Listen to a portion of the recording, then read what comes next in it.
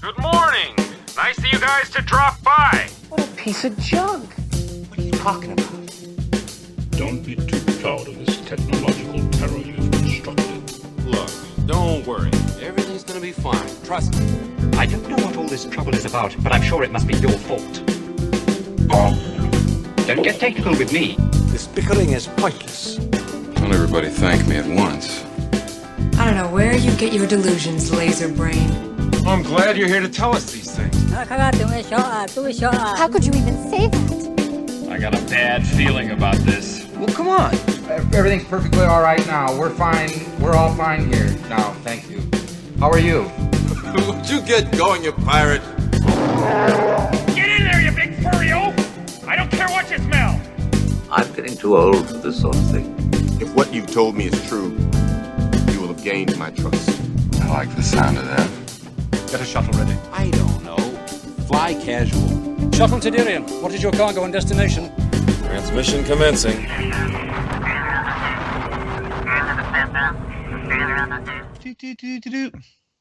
Hey everybody, thanks again for tuning in to another edition of the Shuttle Tydirium podcast, where I am your host, Jim Chadwick, pilot of the Shuttle Tydirium, where we are the mothership of casual X-Wing. I do have sitting next to me, Phil Mead, my co-pilot. How's it going, Phil? I'm doing great. I do want to apologize for the lack of variety of the in-flight meals tonight. All of the non-vegetarian options were mysteriously eaten before takeoff. We do still have the vegetarian option left. It's not a favorite of the Ewoks, Ewok crew. So, you know, I don't. It's maybe not our favorite, but there should be enough for everyone. What is it? It is a mashed tuber stewed in a sort of berry juice. Is it Trandoshan? Potato. Potato. That was very odd spelling. It came in a sack. I'm not going to touch No that one is going to get that. Like the 5 people who've listened are going to get that. If anyone, I think we're referring to things from the role-playing group that J-Bot is running for the rest of the crew. You can find it on our YouTube channel. Yep. It's all only on the YouTube channel, but it's very. I'm not part of it. I'm only listening as a complete observer, and it's hysterical. So for those of you who have the Trandoshan delicacy, potatoes. Yes. We do have our role-playing master, human resources expert, and cranky protocol droid, J-Bot. How you doing, J-Bot? Not too bad. Not too bad. I'm a little disappointed that that role-playing stuff has given away some of the secrets under the guise of, other words and phrases. So just for people who want to make sense of these things, a Bothan shovey shove is equivalent to a J-Bot pink slip, if you guys want to make a connection in those two. So those two are the same thing. It's just different languages. Yeah. Shovey shove is an old Bothan saying. Yeah. So that's those two things kind of jive together for anybody who's a linguist and wants to kind of put those two different cultures for the together. Next episode to be put up, because I got where the videotape had the lady from the great meeting, and I'm like, oh, what's all this about? I want more. That's Kurt's buddy. That's it. Yeah. Kurt has this recurring theme that happened from the very first episode that now I like to bring back every once in a while as a good comedy. So it's great. Yes, it's great. Keep it up. Keep it up. Yeah. So we also have there Biff, who is our chief engineer. How is it going, Biff? Hey, it's going great. I do take a little bit of responsibility for the whole in-flight meal problem. I've been on the comm system berating our meal service vendor to make sure that they stock us appropriately. I think maybe there's some funny business going on with some of our crew, but can't quite be certain of that. But we'll definitely get this thing all hammered out for the next time we go for a flight. Just blame J-Bot, because that's what we do. I don't know why everybody blames me for every small little mistake that happens on the ship. Small little mistake. Like all the luggage on the last flight getting jettisoned by mistake. I can't help it. I was testing that new upgrade that we put into the shuttle a while back.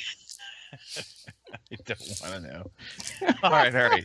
Scatter patterns of cargo chutes. These things are they're a little finicky, and I just wasn't sure they were going to work when the crap hit the fan. So sometimes you got to test these things with whatever you have available. I'm still waiting for a fan who has some graphical skills like I do not to take the template for rigged cargo chute and make their own Ewok version and send us the file. I would be so happy to have that. So if anybody out there actually has any graphic skills and wants to make an Ewok version of that template, I would glue it right on top of my normal one. So speaking of the Ewoks, did you see the post of the way Endor really should have ended? Oh yeah. I appreciated that. Yeah, that was a great drawing. That nails straight into our whole where was that one scene from the actual stormtroopers doing something in return? Yeah, right. That was what? That was Phil's edit. I think so. Right? More Ewoks dying. Yep. It's good stuff. All right, I'm not going to forget the captain's question this time, and this one came as an idea from Biff. So we're going to start with him right afterwards. So, what is your favorite piece of new canon literature, audiobook, and or comic book / graphic novel? So this one was a little tough for me, just even when composing the idea, because I've got kind of two favorites that are out there right now. I'm sorry, that's not allowed. Only I can choose two. Very strict rules for Captain's question. So I've never done more than one. I suppose I could throw four out there and try to cover all the bases, right? And steal everything. Go for it. I know how this game is played. But I'm gonna just settle on one. I'll give an honorable mention.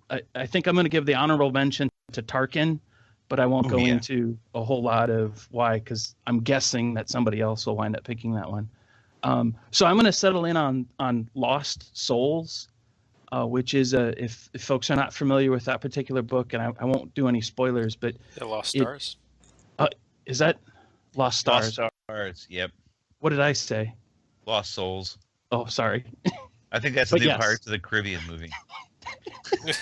What would that be? Number 6? What? I think it's number 13. We're up at Jaws 5, I think. I don't remember. So I picked Lost Stars because it pretty much follows through episodes, kind of a little bit of 4, but primarily 5 and 6. But it's coming from I'll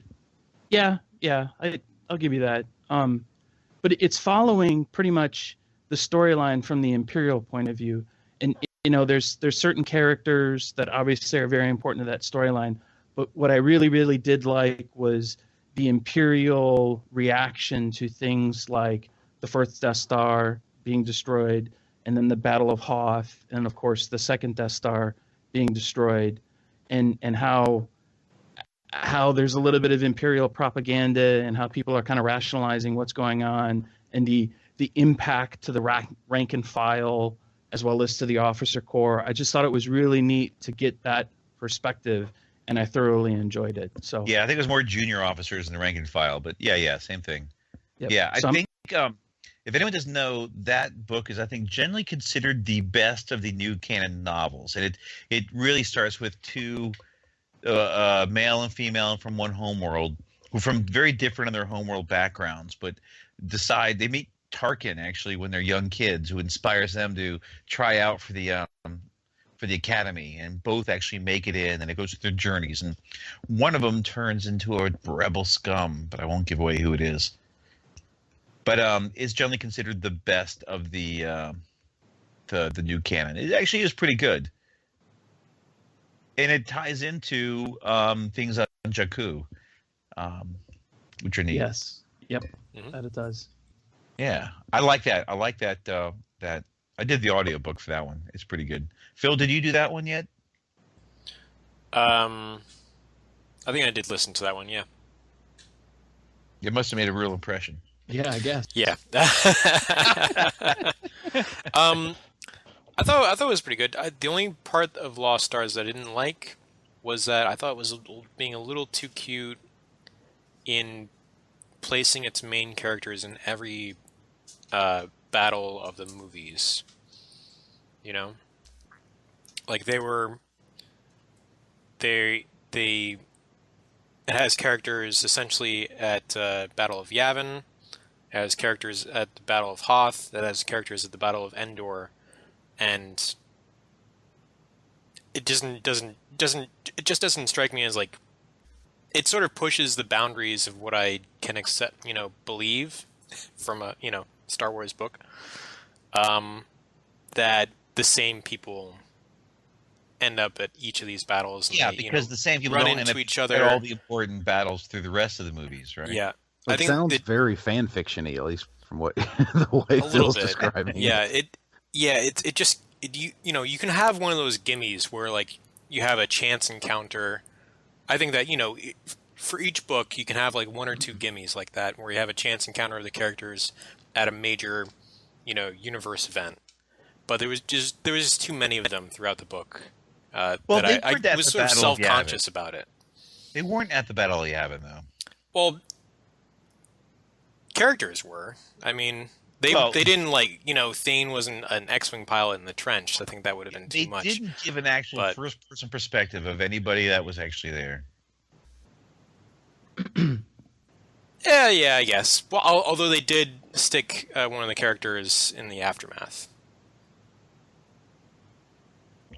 Yeah, I will say though, Vader. for anyone that doesn't know, Thane Kyrell, the ARC 170 pilot, is in the book. He's one of the main characters. Right. All right. Well, we'll move on. It being Captain's question, we don't have to delve too deep. Phil, what is your favorite of the new canon? I actually liked the book that was released with Star Wars Battlefront. Battlefront Twilight Company. Have you guys read that? I actually have not. I have. Yeah, I've read that one, Phil. Yep. It's a really gritty ground war story for the Star Wars universe. It's set during the main trilogy, based loosely around the time of the Battle for Hoth, and it delves into it really focuses on this one company of rebels who are running around the galaxy fighting on behalf of the Empire, and I think it gives one of the more air quotes realistic views of what combat and war, what the rebellion would really be like for your nameless rebel soldier trying to be out there just fighting, half fighting for the ideals of the rebellion, and then half sort of just fighting because that's what you have been doing for so long, and that's what you know how to do. Yeah. Not just, the, bright stars in the sky, sort of idealistic, typical movie rebel. It's more of a gritty, realistic rebel. All quiet on the Western Front. I get it. Yeah. And I thought that was an interesting look in the Star Wars universe, and something really that you hadn't seen so much in Star Wars books and comic books, etc. Probably a little in Rogue One, but yeah, I'll probably have to check that out. Grittier than Rogue One, by a good measure, I would say. So something that, tying in Rogue One for any of our listeners that haven't read this particular book but are fans of the Rogue One, in particular, one of the best, if I can call it, scenes in the Battlefront book was very much like Vader's sequence in Rogue One when he's going through the corridor and the rebels are trying to pass the plans from one ship to another. They have a scene in the book of Vader in the battle at Hoth as the Imperials are entering the base. Vader encounter. Yeah, they have a Vader encounter, and I'm not going to go into the details, but it is very much like the Rogue One scene. So if people love that scene, you got to check out the book because it's just worth it for that scene with Vader. Roger, Roger. Yeah. All right, cool. I'll have to check that one out because I have not yet. All right, so we can now go to J-Bot, who I'm sure has not read any new canon, and he's probably hanging out, vacationing in that park that you used to work at, Biff. Yeah. Yep. Legendland. Yeah, legend. Yeah. How did you guys know? Yeah. The unfortunate part is I just don't read as much as I used to, at least from the Star Wars stuff. I end up reading mostly kind of pulpy, crappy novels or old mysteries and things like that. So I don't read really almost any Star Wars stuff ever since they killed the old canon. I was big into the graphic novels and comics and stuff back then. But now that they're like $4 a piece for a comic, I'm like, I can't even warrant it in my head to you buy can borrow one. mine. I know. I just fold them up and put them in my back pocket like when we were all kids. No. But the last one that I read, come as a surprise here, was set back in Old Republic. Obviously, my favorite era in the Star Wars kind of universe. It's the title is just Revan, which is the name of I guess the most famous character that most people will remember from that time period. And it sort of sets the scene between the end of the first video game, Knights of the Old Republic. Very loosely sets the scene between then and his appearance in the Old Republic online video game. Now, those two things take place around 300 years apart. So it's hard to link the two directly. Hard to link the two, but it does give you like where was this character's arc between those two points in time. And it does some very interesting things with I know you guys probably haven't played a ton of the game, but it does some interesting kind of foreshadowing that actually takes place in the game. So not just with his character, but with a bit of the universe at large. And one of the things that the games were so kind of cool about is they never told you who Revan was in those days. You played Revan. Spoiler alert for people who haven't played the game from over a decade ago. So you are Revan in the first one. So you could be male, female, any, ethnicity. You could play them evil. You could play them good. So that's just how the video game worked. Well, when you get to the Old Republic Online, it's a very set character. It's male. It's a Caucasian. He was kind of in between good and evil, but mostly good.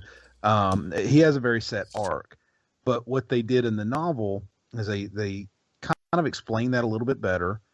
And they also did a similar thing to set up a piece of the game. Now, the novel came out after the Old Republic came out, of course, so they're easily able to do this. But a character is seen as a future vision in the book. That is a character you can choose to play, or one of the classes you can choose to play in the online game.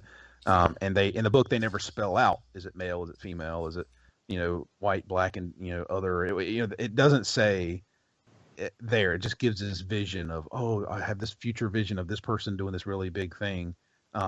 And you can play that out in the role-playing game online. And so I liked it as this, obviously because I love the time period, but I liked it as this, they actually wove it into the bigger tale of that time period that they're writing. And I sincerely hope, I know this isn't canon, I think it came out around 2010, 2011. So that was before Disney took over, I believe.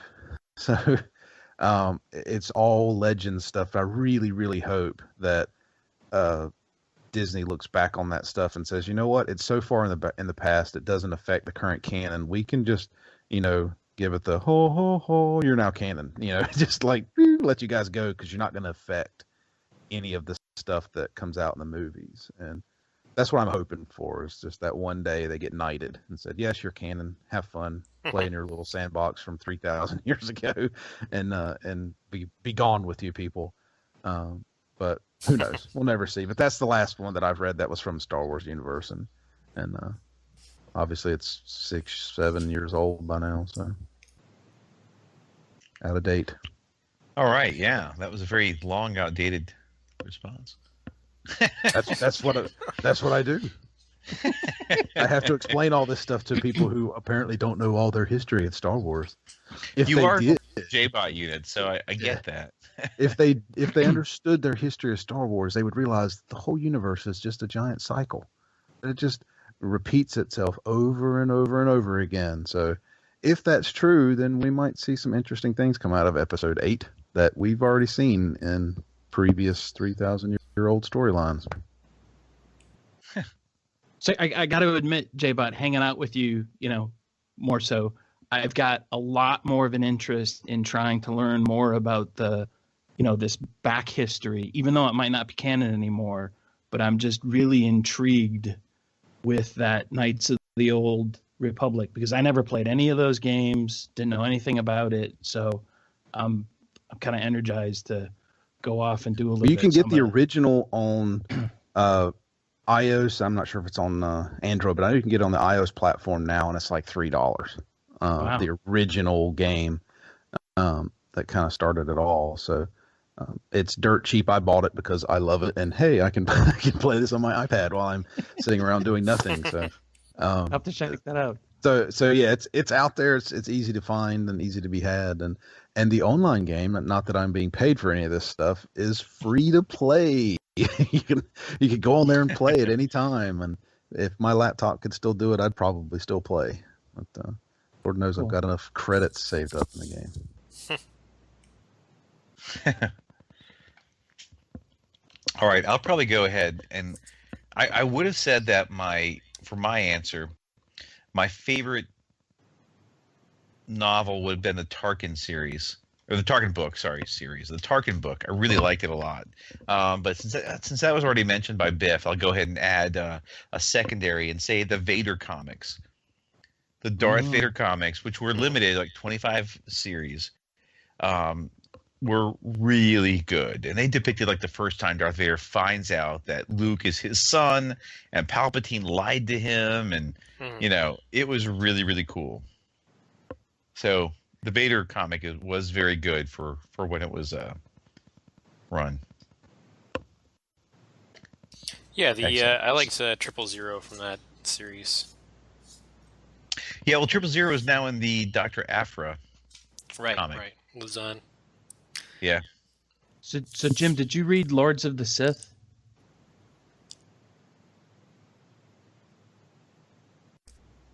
Is that book ringing a bell for you? It was that the one that I might have. Was that the one that actually had nothing to do with the Lords of the Sith and it followed around a bunch of Jedi? No, the Lords of the Sith. It came out, I think, in 2015. It follows Vader and Palpatine. They're going off. I can't even remember what mission they were going off on, but something happens to their, spaceship, their shuttle, whatever they're on, and they have to crash land someplace. And while they're waiting to be rescued, they're ambushed by a local rebel cell.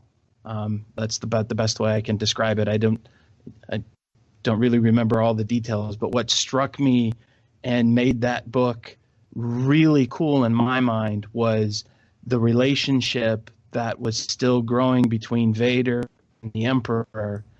And you get a little bit of the mindset of Vader as he's contemplating whether or not he should kind of challenge the Emperor, maybe take him out. There's a little bit of that going on, and the Emperor is kind of picking up on the fact that maybe Vader is thinking of challenging him. So very interesting to see that interplay between those two characters. Another book that's just for that aspect.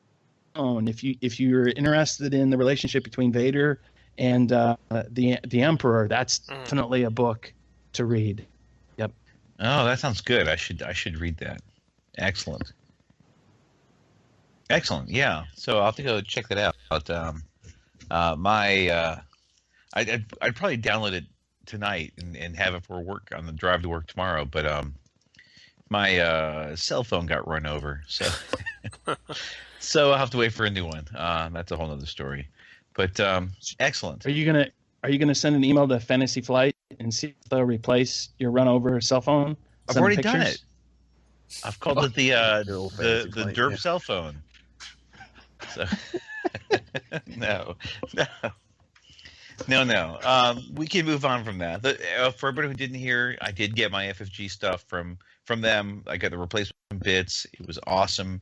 FFG rocks. Their customer support is wonderful. Don't abuse it because it would screw people like me who are stupid. He only had to ask, "Do you know who I am?" like 3 or 4 times before he they sent it to him. No, when I think of like when someone says, "Do you know who I am?"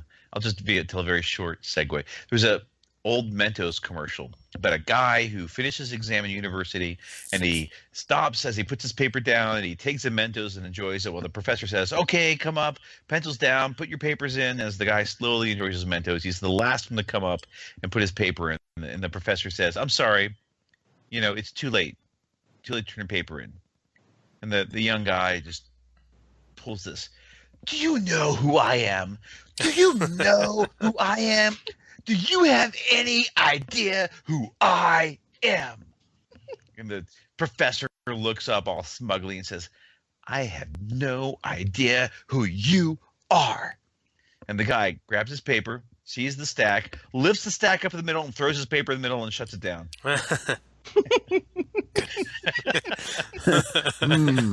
Well played, sir. Yeah. Well played. Yeah, well played. Yep. So it's like, boom. So anytime anyone says, "Do you know who I am?" I just think of that Mentos commercial. Our guy could never use that line because of that.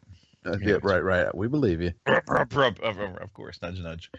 No. So before we get too far into it, I think we already are too far into it. But let me say that we have had a number of people communicate to us, mostly on the FFG forums, that we have it wrong for Deadeye and sync turrets. You can use Deadeye to have focus and spend the focus to fire your sync turrets. Right. Because Yeah, the way the Deadeye card works is you can spend a focus as though it were a target lock, which I think is what we understood at the time.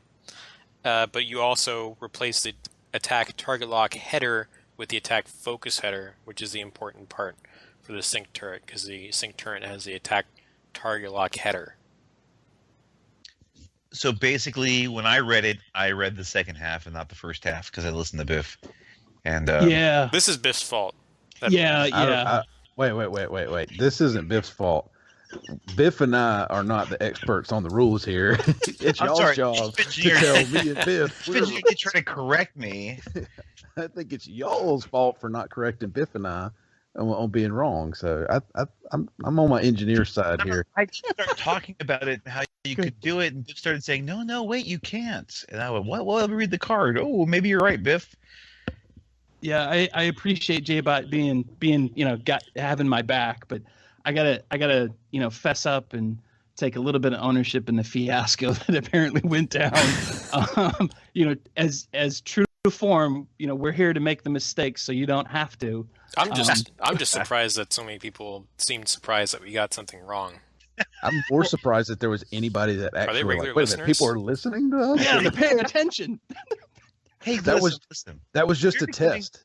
We're becoming more popular. Someone, yes, you've passed our test. You've solved our puzzle. There was a professor in college that I went to it was a chemistry professor, so Chemistry 101. I obviously didn't go any further there. Who started out the whole semester, and he said, "I have got a lot of math to show you people." Blah blah blah blah.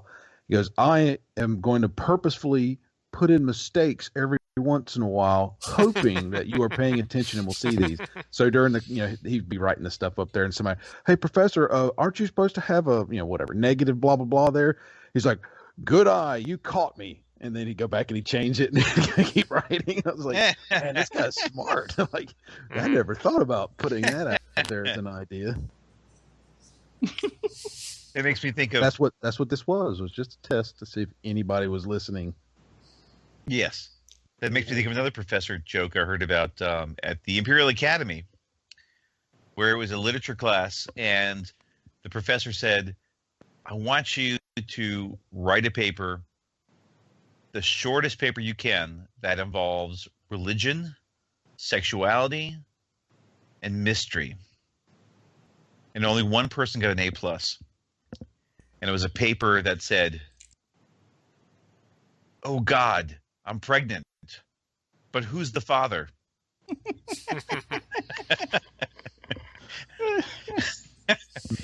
Interesting. All right. Okay. Enough of the humor episode. So, yes, you can use Deadeye and fire your sync turrets with your focus token instead of I a hope you're target. happy. Yes. You've shamed us. Shame, shame. Shame. We always Big we always victory talk there. about we always talk about having a little intro for the news segment. Maybe we need to have an intro for like the redactions. I thought about going in and changing the tag. I have to almost play that thing all day. Yeah, I want everyone to know that the only thing that stopped me from going back to that episode and changing the audio to be like, and you can use the sync turret to, you can use Deadeye to fire the sync turret, and just insert that in there over what we had said. The only thing that stopped me from doing that is laziness. Yeah, I was going to say, was it pure laziness? Bingo. Excellent. I will say that there was one other segment or section that one of my forum friends, or I consider him a friend, I might have even actually officially quote friended him, but Parakeetor, or we've been debating how to say your name, how to pronounce your name. I'm betting Parakeetor. Parakeetor. Let us know. Kind of like parakeeter. Is that what you? P-A-R-A, para, Ketor, or Kitor. K-I-T-O-R, Parakeetor.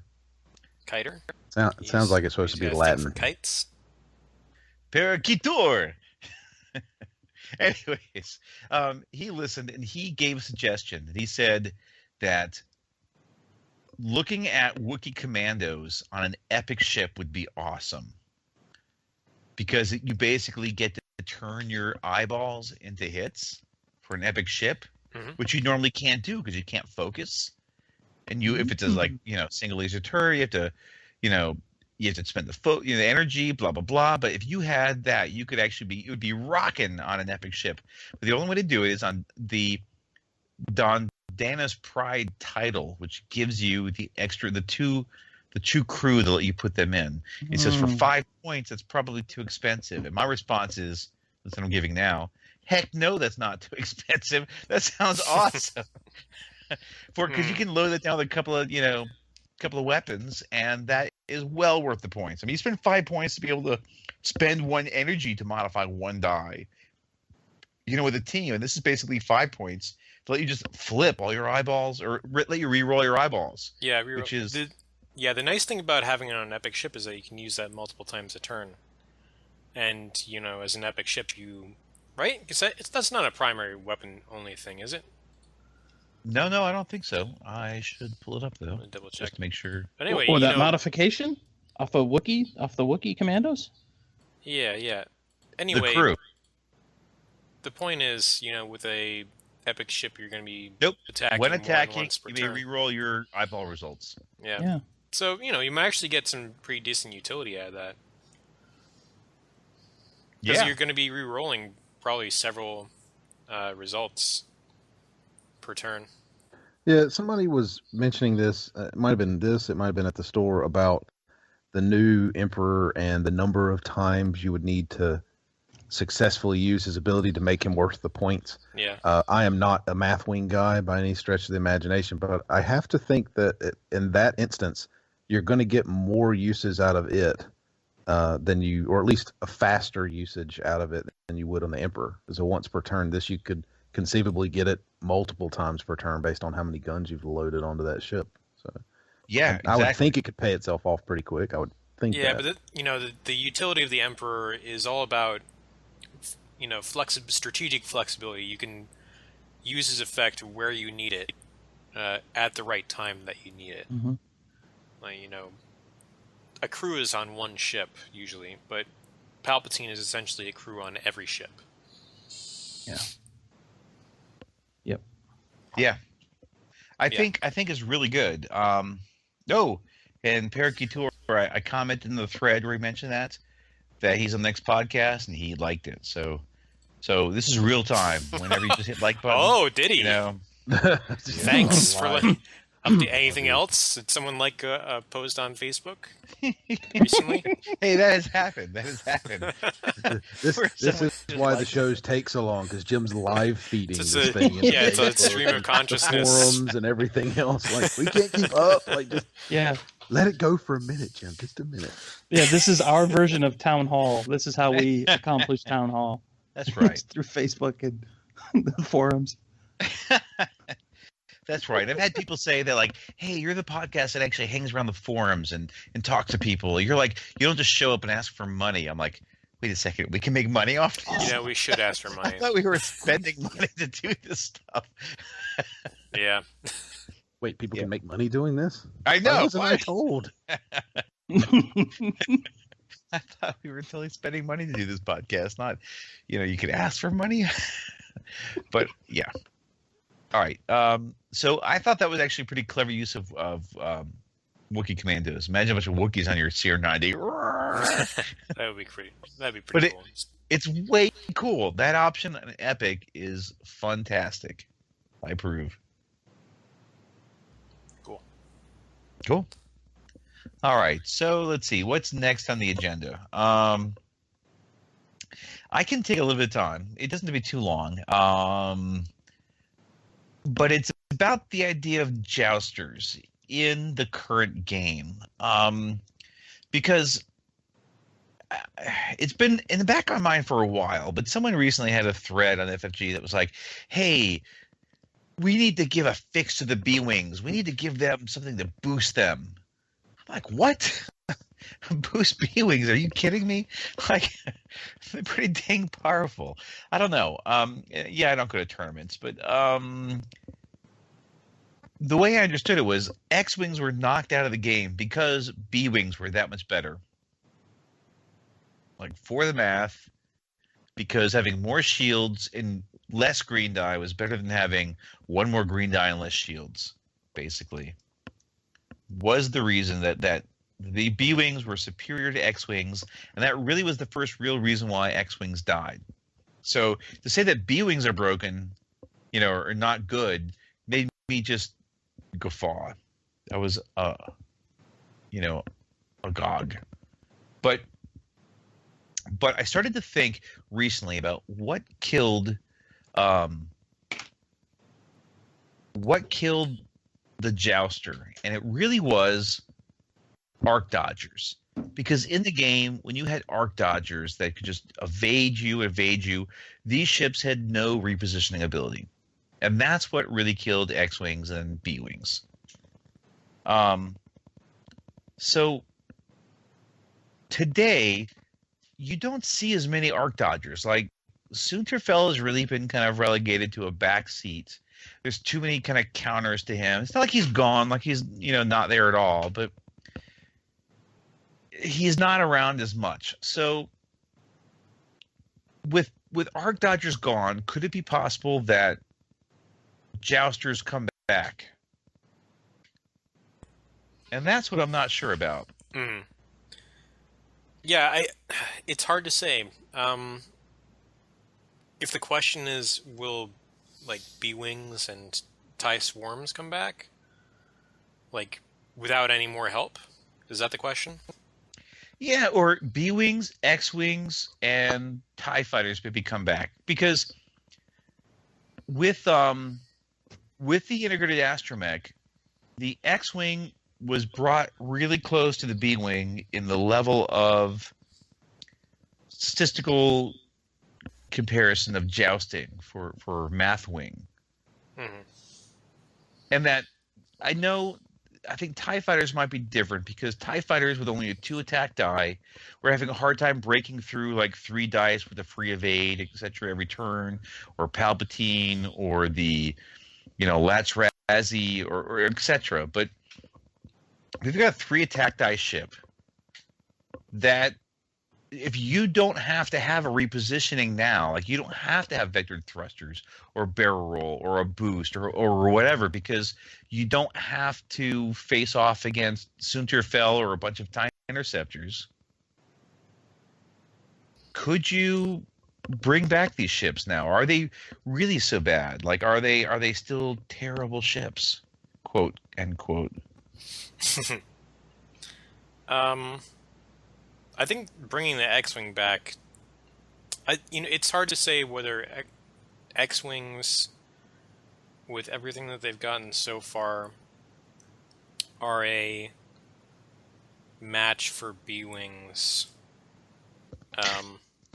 I do know that Major Juggler, with his math wing and his formula and etc., has gone through, and he said at least for the jousting value that X-Wings and B-Wings are very similar. Now, of course, that might be different if you count tournament level of, oh, well, of course, 5 damage to you a turn is no longer a obscene or unusual thing in an occurrence. You should expect every round to deal with 5 damage to you every turn.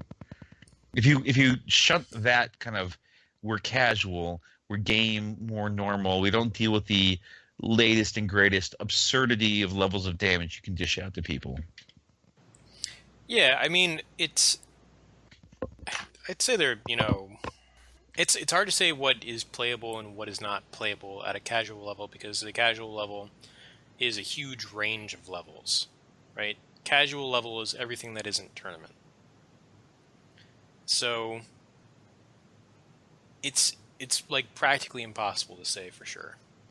Well, it depends on the game.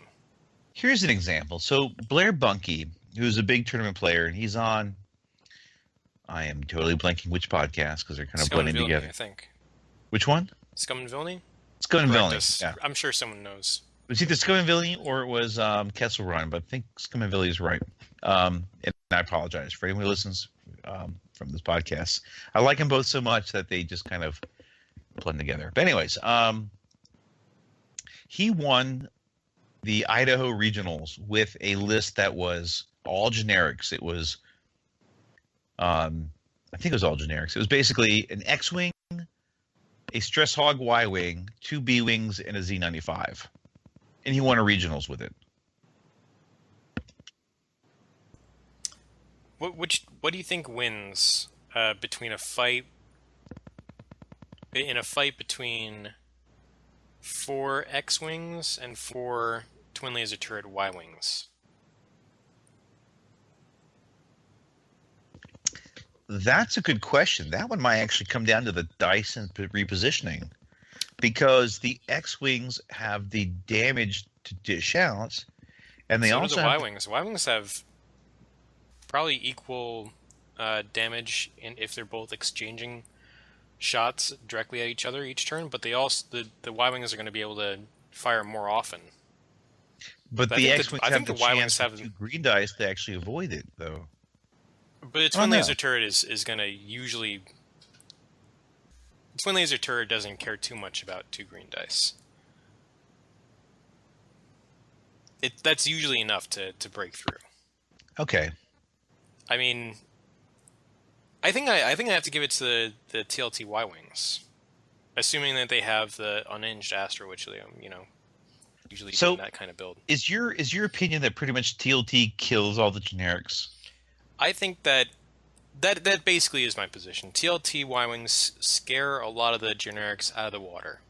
I think that is also part of why you don't see many generic ships. Because usually a TLT Y-Wing is more reliable damage than a generic ship. Except maybe in like certain situations. TLT Y-Wings suffer against arc dodgers and things like that can get inside the donut, but then again so can generic ships suffer against arc dodgers too.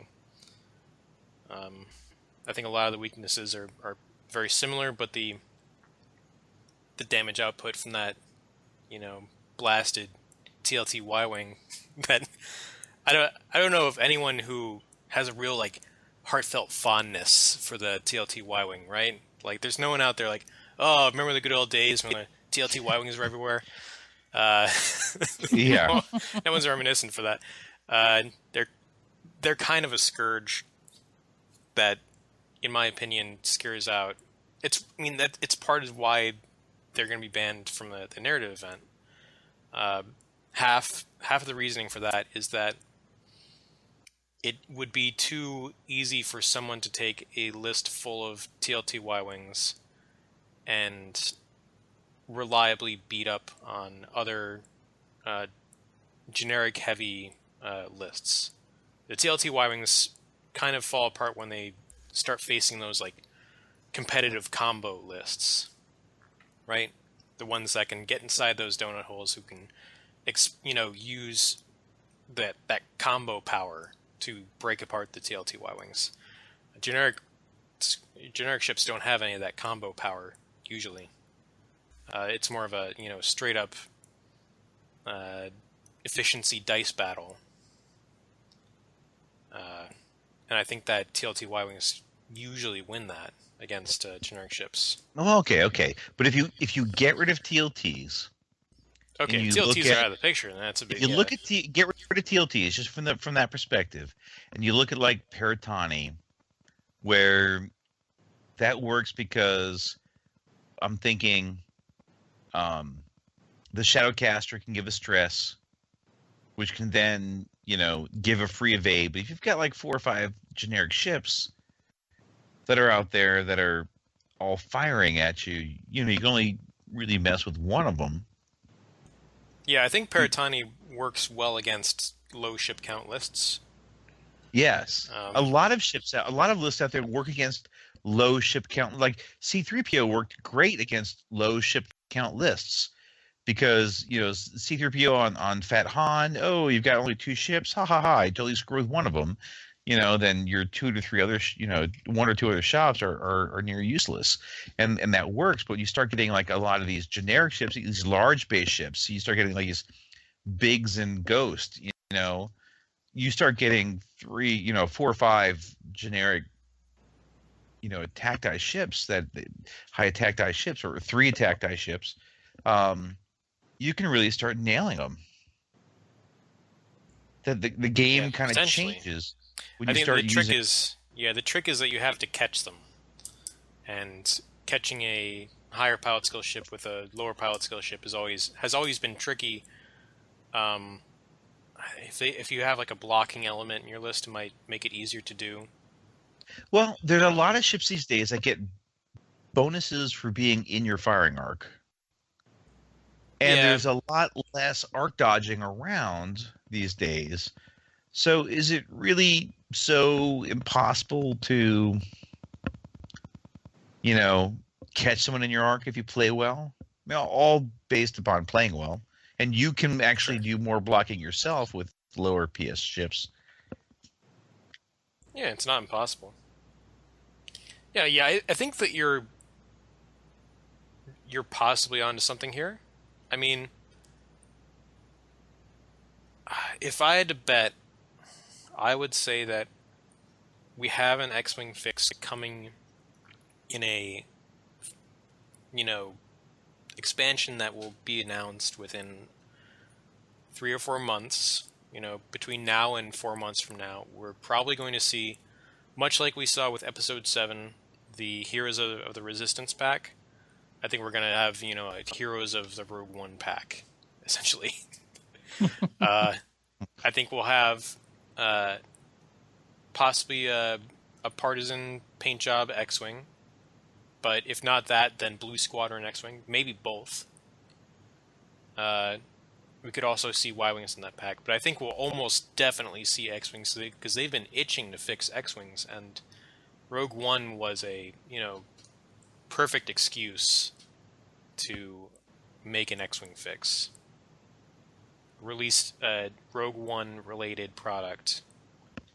Everybody's happy, and you sell a bunch of expansions. And once we have that in our little hands, I think there's going to be something in there that increases X-Wing power. Hopefully it doesn't increase it to an extent that it makes it overpowered and broken. But, I think that the chances that we don't get that are very, very slim. It's a no-brainer. Yeah, I don't know. So I guess what I'm part of what overall gets to me, and I'll be brief on this particular part, is that people who go to tournaments get stuck so much into the meta and looking at other results that if you have someone who plays something different, who sees something and practices the hell out of it, probably in a vacuum, like Biophysical couldn't go to major events or store championships, and he practiced like on his own a lot by himself.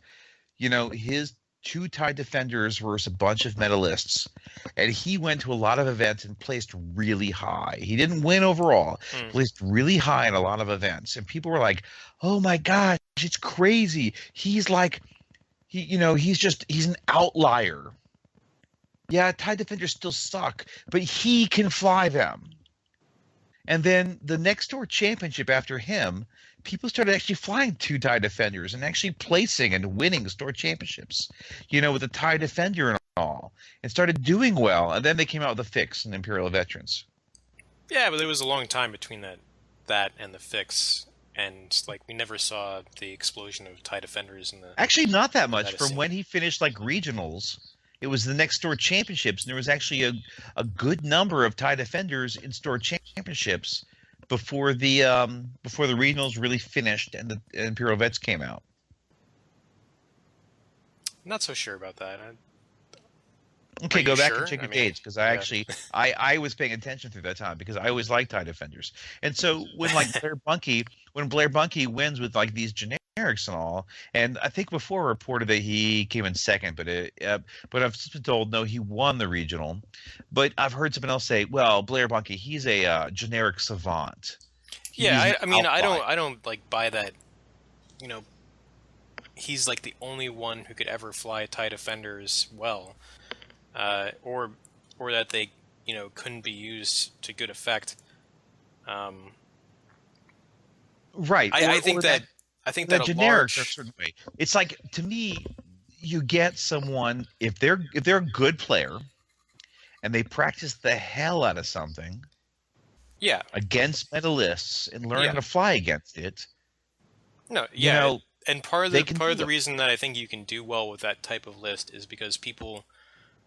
In the competitive circuit, people train against other competitive lists, and they think about what they're going to do against other competitive lists, and when they see a list that isn't that they have never seen before, then they don't have a pre-programmed battle plan, and they have to come up with it on the fly.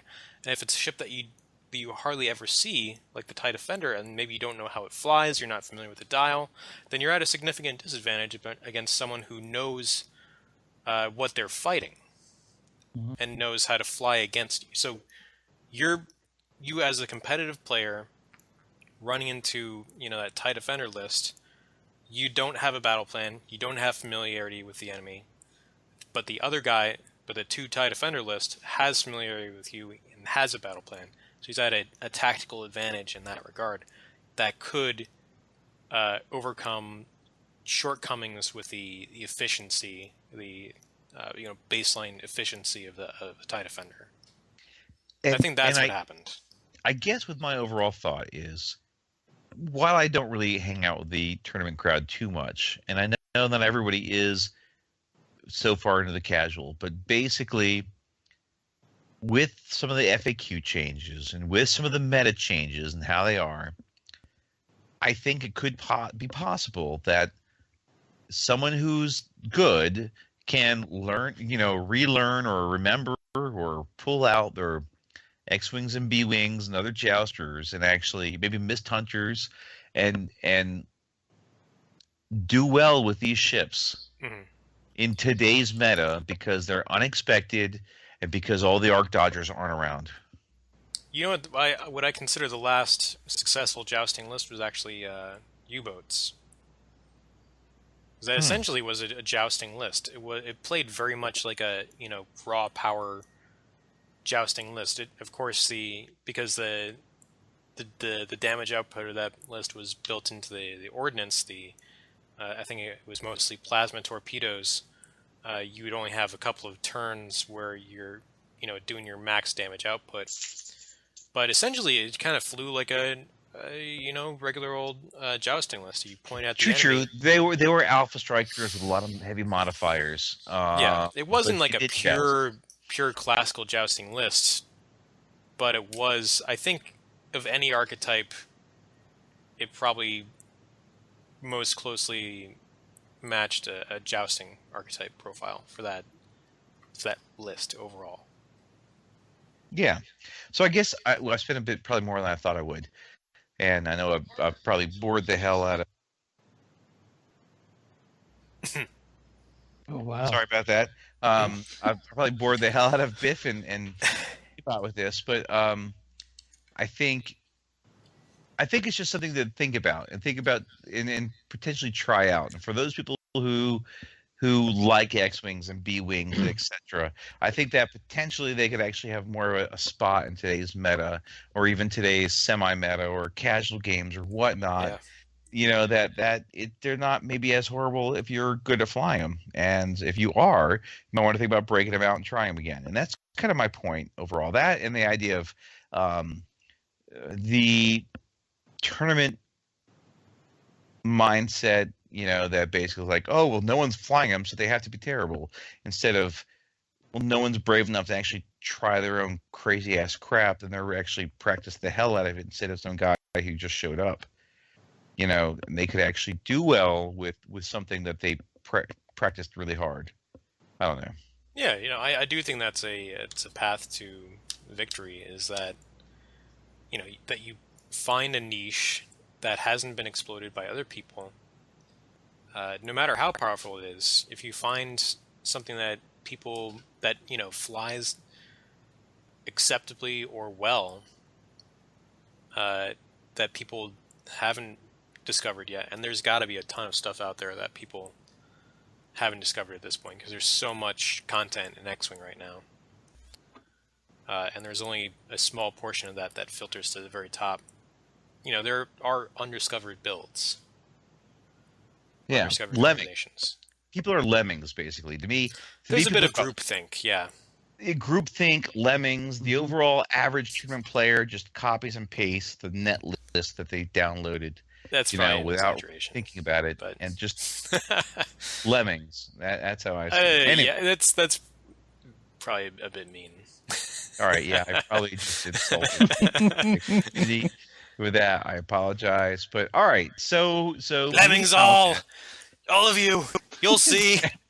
You'll all see. That's my general opinion, though, is like, we're a bunch of lemmings who we copy and paste and no one tries anything original. It's my... Anyways. All right. After I've insulted everybody. Thanks. All right. So, J-Bot, you still there? You still got your battery set? Yeah, I'm still here. All right. Any thoughts on my ranting or whatnot? No, not really. I mean, I just don't see the X-Wings coming back short of a fix. I think jousting is a fun idea that the game's left behind, to be perfectly honest with you. Here's one question. Why is jousting fun? I think jousting, this is my personal opinion, of course, I think jousting's fun because it puts an emphasis on flying skill, not cards, and repositioning isn't a big deal to me. I think that you can work around repositioning, but when you have cards that affect the results as much as they do, I think that takes the emphasis off flying and puts it onto cards and combinations of cards and pilot abilities. And I got into the game and loved the game for flying generics, for flying. You know, if I'm in a pinch and just need to throw something together, it's just going to be a list of all generics and no upgrades, just pure ships, because that's what I love the game. That's why I really got into it for. And I think as time goes by, it becomes, oh, look, you can get, 3 of these into a list and you have all these cards that go with it. Like, well, that's cool. Or I could get 5 ships and really have fun because I got 5 ships that I can fly around and think through. But when you can vaporize a ship in a turn with, these combinations of cards, it's you start to lose that. It's hey, look, your whole idea with 4 Y-wings with TLTs, right? So I know that's a hard end list, but that's not even like super meta. That's just something that anybody could kind of look at and say, wow, this seems like it's really powerful. Doesn't take a lot of group think to put that together, and it is very powerful. And it's not very powerful because the Y-Wings themselves are great. It's powerful because TLTs balance out, in a lot of ways, bad dice rolls. You know, they do things that help out the dice rolling mechanic. And you look across everything, and everything's a fix for something else. You know, so guidance chips, they balance out bad dice rolling. That's what they do. And the Emperor balances out, you know, bad dice rolling. And all of these things fix, to some small degree, bad flying. You know, if you, that's why I don't mind arc dodgers. I always was okay with the rock paper scissors format of the game. You know, if I'm running a pure arc dodger list and I run up against somebody who's running pure turrets, I'm probably going to get eaten alive by them. But if I run against somebody who's playing a pure jouster, I'm probably going to eat them up. So it behooved you to run at least some form of a mix, you know, some small, you know, mix of ships, to that way you could, through your ships and your flying, could protect against certain types of ships. And that's got, to me, it's disappearing from the game with so many waves. And that's why I don't know that we'll ever see pure jousting come back in any major form. So it's just too easy. I mean, look, heck, they just added a turret to Imperials. You know, I mean, come on. It's obvious they're trying to get away from jousting as much as possible. I think that jousting is it's sort of it's an interesting thing. If you just look at it in its most basic core concept of the word of jousting, it's two groups of ships that line up opposite from each other, engage, and then K-turn and engage, and K-turn and engage. But I don't think that really happens that way. And that kind of a game is super boring, right? That's just ships shooting. Right. Yeah. Yeah. Mm-hmm. I mean, that's the epitome of a joust. Right. I guess what way I look at it is, like, you look at the movies, and that's how they always engage to begin with, is they have that first kind of pass, and then it's what do you do? Then it's, you know, I've got somebody on my 6. I got, you know, that's right. It becomes the chase. I think the thing that we're kind of being reminiscing about is the older style of play where what you put into that maneuver was essentially final, and mattered perhaps more than it does today, just because there are less repositioning abilities in that early game. Right. And there was more. I felt more like a discrete sort of psychological game where you had to guess what the other guy was doing, and there wasn't so many ways that you could hedge your bets and build your ships so that you could reliably outmaneuver someone who was outflying you.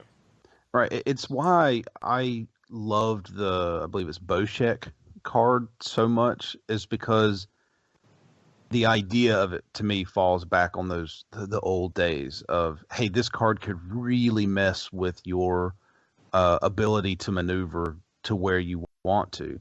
But with so many ships that have, you might force me to do this, but I can always just barrel roll, or barrel roll, push the limit, boost with all my crazy maneuvers, and not really being as bad of a position as it was. And that, right. That's why I like the card so much, is because it kind of harkens back to the old days of, I need to plan my maneuver knowing, or at least having a good guess where I think he's going to be. And then this card gives me a bit of a trump card, because it forces him to narrow his choices just in case I'm able to get the card into effect. And now there's so many things that are missing, because you can, it doesn't matter if he hits me because I've still got multiple ways to reposition. But here's the question I have for you. It's never talked about, and I know why, because integrated astromech might as well be stapled to most of the X-Wings now. But they've got the vectored thrusters is out there. So it allows you to say, you know what, I'm going to not take this card, the integrated astromechs, because I want repositioning on X-Wings. Are so many people focused on that one aspect of integrated astromech that might or might not come into use when vectored thrusters might come into use almost every turn. Are people focused on that? And there might be this great, revival. Oh my God, X-Wings with vectored thrusters is actually crazy powerful, but people are blinded by another card. And it makes me wonder if the fix for X-Wings isn't so much some grandiose thing that we all think it has to be, a T66, 67, a crazy title that's going to fix it, right? Maybe it's something tiny. Maybe it is an actual card, rewording on something, what they've shown. It could be as simple as a title that reduces the cost of something similar to the chart and refit. It could be something minuscule in that way, because they're expecting people to take a card that they've turned the blind eye to, another modification or something that eats away the torpedo slot but puts something else in its place. And it might not be much. I think I'm on Jim's side of we could see a revival of it, but I think it requires people to get away from the rut that they've been in for so long. If you're playing X-Wing, you might as well play integrated astromech with whatever you put on it. And if you're playing an X-Wing and you're not playing bigs, then you're an idiot sort of deal. So I'm hoping that something's out there, and there might be some guy cooking away in his kitchen right now with a list that is the next 2 defenders list that Jim likes to pull out. That some guys like, I am going to make 3 X-Wings or 4 X-Wings work again. And he's, hammering away in a dungeon somewhere, testing it against everything available. And he might pop up. This person pops up at regionals and it starts rolling people off the table because they're not used to seeing the ship with any type of repositioning. And I'd love it. Because that's the name of the game. You have to want those ships to be somewhat good. And ever since I started, the argument was always B-Wings are better for cost. And I didn't understand it because I'm not a math built guy. In. Right. And I'm not a math guy. But when they came out with the new X-Wings for the new expansion, I saw clearly new X-Wing to old X-Wing, like the difference that was missing. I was like, wow, these new X-Wings are so undercosted relative to the cost of the old X-Wing for everything that they get. And so I have a hard time believing we're ever going to go back, but I guess it's possible. It's not impossible. Let me throw out 2 thoughts, and maybe this will be a good way of kind of wrapping up, because I think I might be able to segue into another topic that we might get into. Everything that you guys said, I think, has been really, really good. My 2 thoughts are, first, when we were kind of talking about what we're maybe like missing, what we were really attracted to in the game, I kind of wanted to jump in and say, hey guys, let's just call it what it is. My opinion, what drew us to the game was, no kidding, dogfighting. It was the use of the maneuver template that you had in comparison to the maneuver template that the other guy had. How can you maneuver yourself, influence the other guy, play to your strengths while downplaying your weaknesses in the maneuver template in order to succeed? There wasn't all the crazy combos and the repositioning when the game first came out. You were really having to go toe to toe with the other guy, which is pure dogfighting in my book. And that's what I think was really attractive, plus the simplicity of the game. But that, I think, at the core, plus it was Star Wars, that just sucked everybody in, and it made it very, very enjoyable. So to me, that's kind of like point 1. It's just a tendency to want to drive back to classic dogfighting. The second point that I would share, and this is my compelling reason why I enjoy casual and really have never had the interest in going competitive.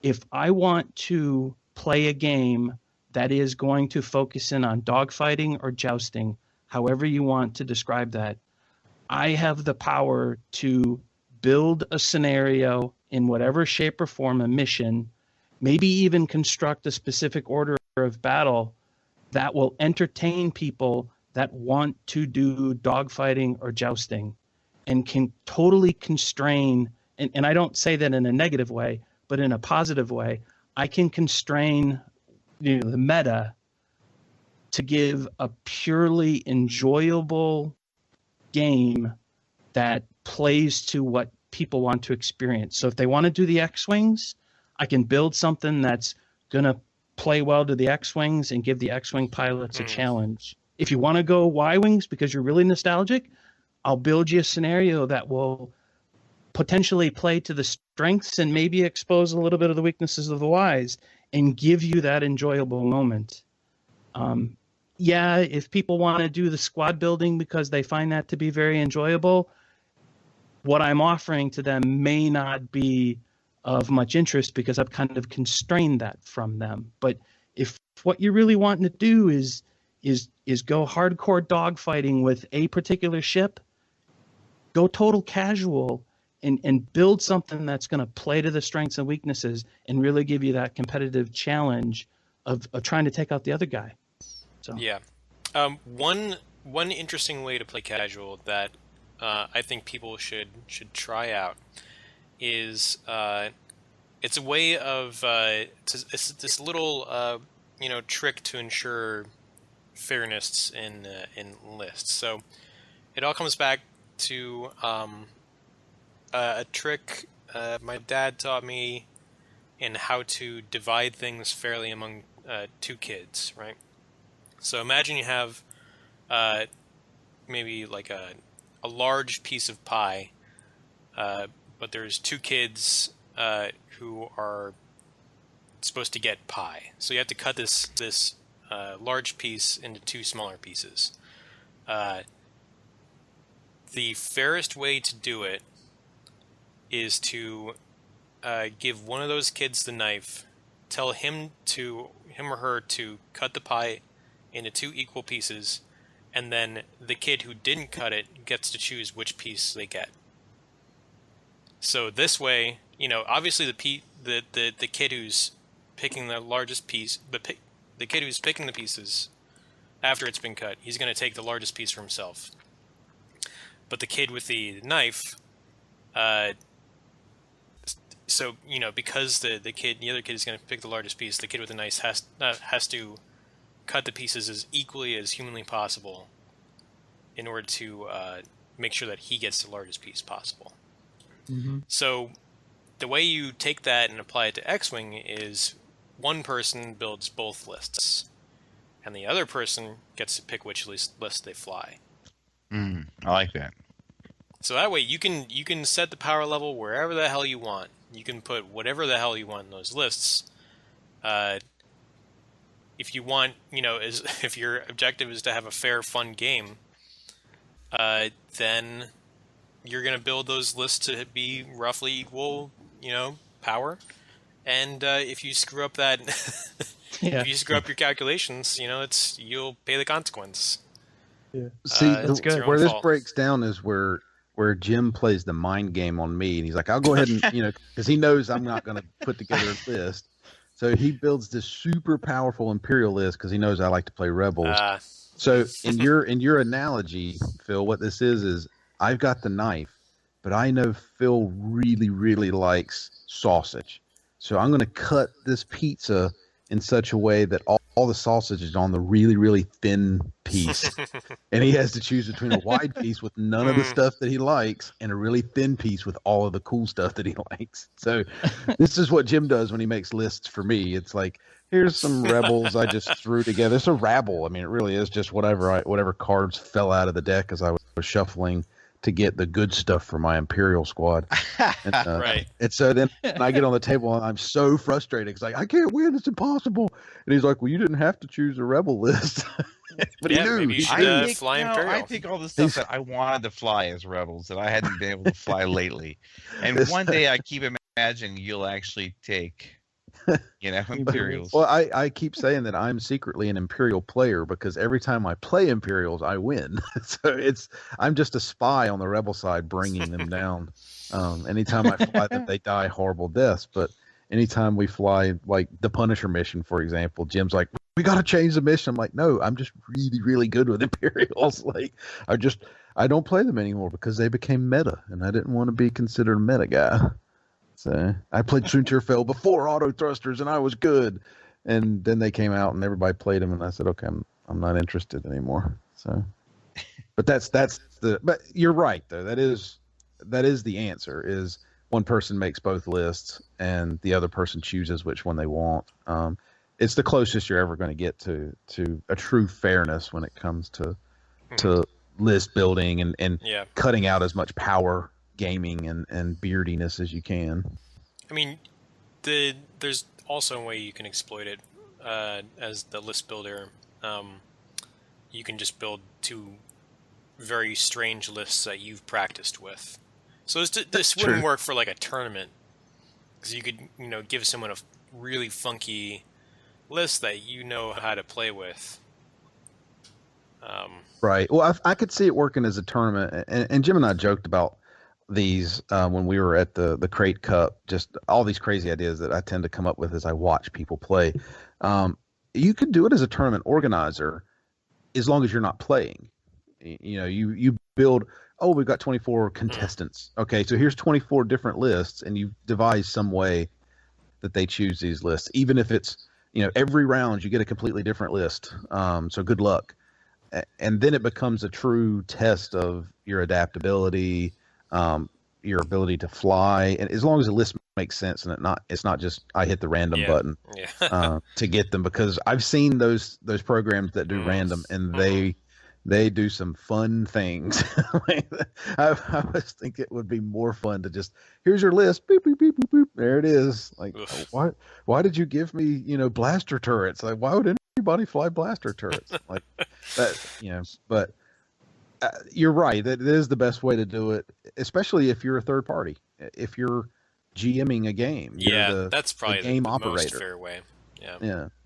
Which is what's so fun about conventions. And that's actually how I got into the game. Was Jim made these two crazy lists, and I had never played, and he wasn't playing. He was just sitting back cackling as things blew up on the Tantif, and all of us new players flew ships all over stupid places.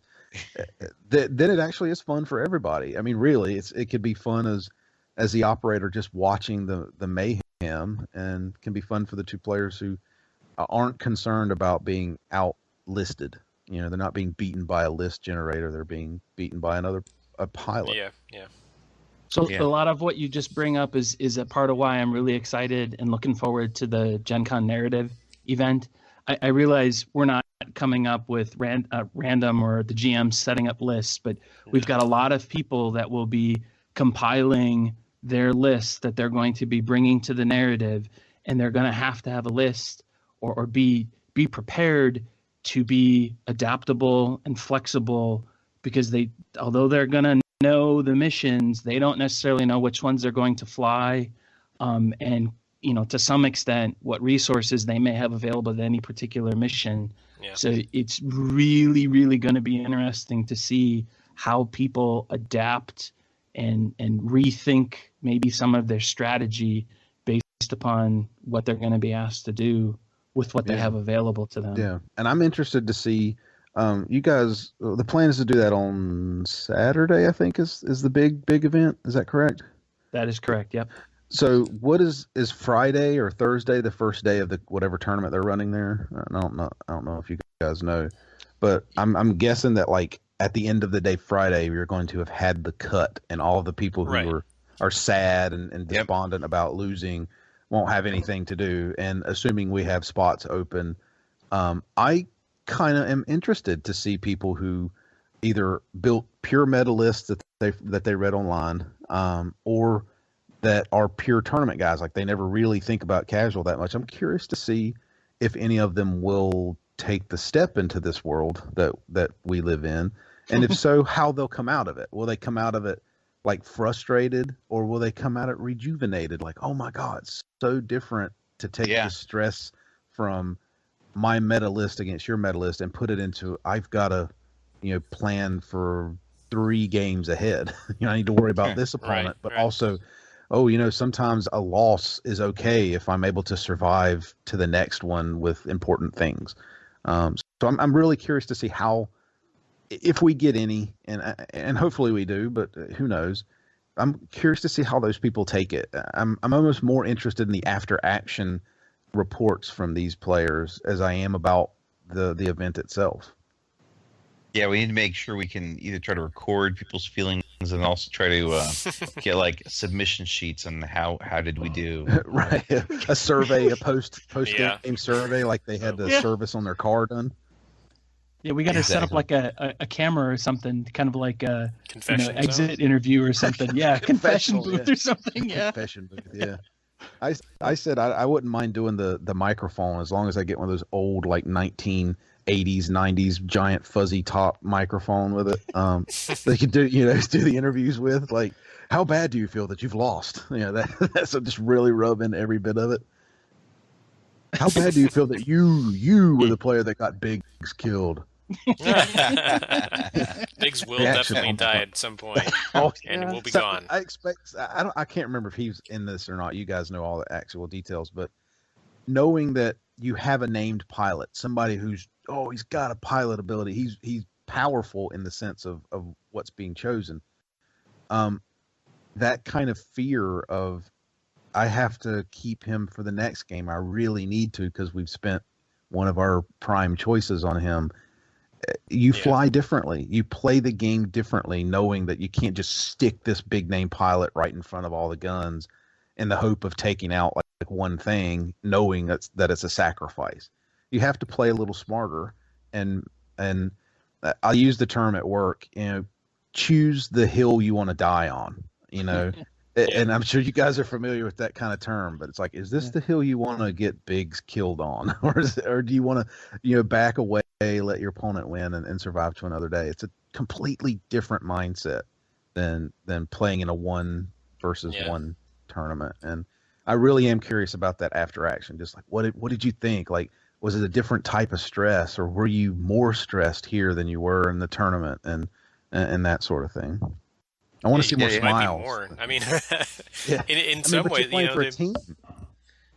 I said you're playing for a team too. Yeah. It's not just you. You're playing for a group of people, which is what was so cool about the Crate Cup, is it's not just you trying to succeed. It's you also on a team, knowing that you have however many other people kind of backing you up, and you could come together as a group, and say, oh, no, get Biggs off the table. Get him off the table. We need him for later. Like, this guy has this horrible list. He's been killing everybody. You need to take the bullet and just try to not die as much, or maybe take out a key component. Yeah, I said it way back that I could see, you coming together as a team and saying, he has XYZ pilot. That guy is going to be a nightmare. Like somebody sacrifice everything you've got to kill that pilot, so that he's not going to be the later. Yeah, like imagine if somebody managed to put together like a Dengaroo combo, a competitive combo in their list, right.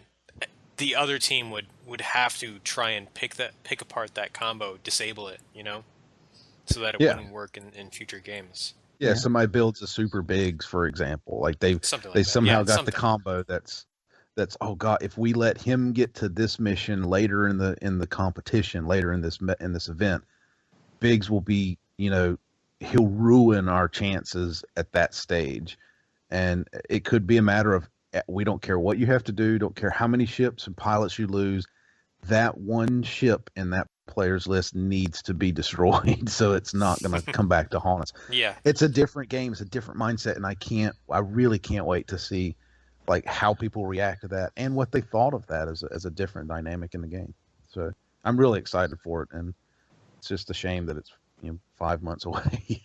Yeah, it's get not. here soon enough. I need that time. If it was like next month, do you have any idea how stressed I would be? I need that time to work these missions out. That's a future JBot problem. Also, we need to get the Gen Con promos like recorded and edited. That's Jake the Break. That's our whole like book on tape that we're producing for this. It's like as much work as the Radio Mystery Hour. Yeah, it's going to turn out to be about as much work as the mission writing site. You guys better enjoy it. When you first came up with that, I was like, it shouldn't be a problem. I don't mind doing a little narration. 5 minutes. 5 minutes, not a big deal. And then Jake shows me like the screenshot of how much I had to do in that first one.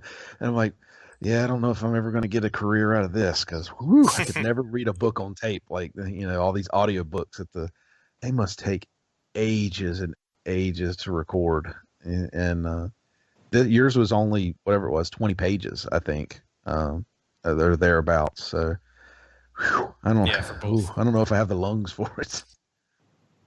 Yeah. Well, yeah.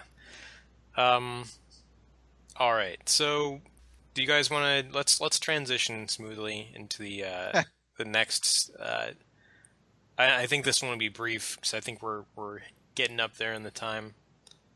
But one thing that I wanted to talk about, and this relates to Gen Con, are the elements of thematic mission writing.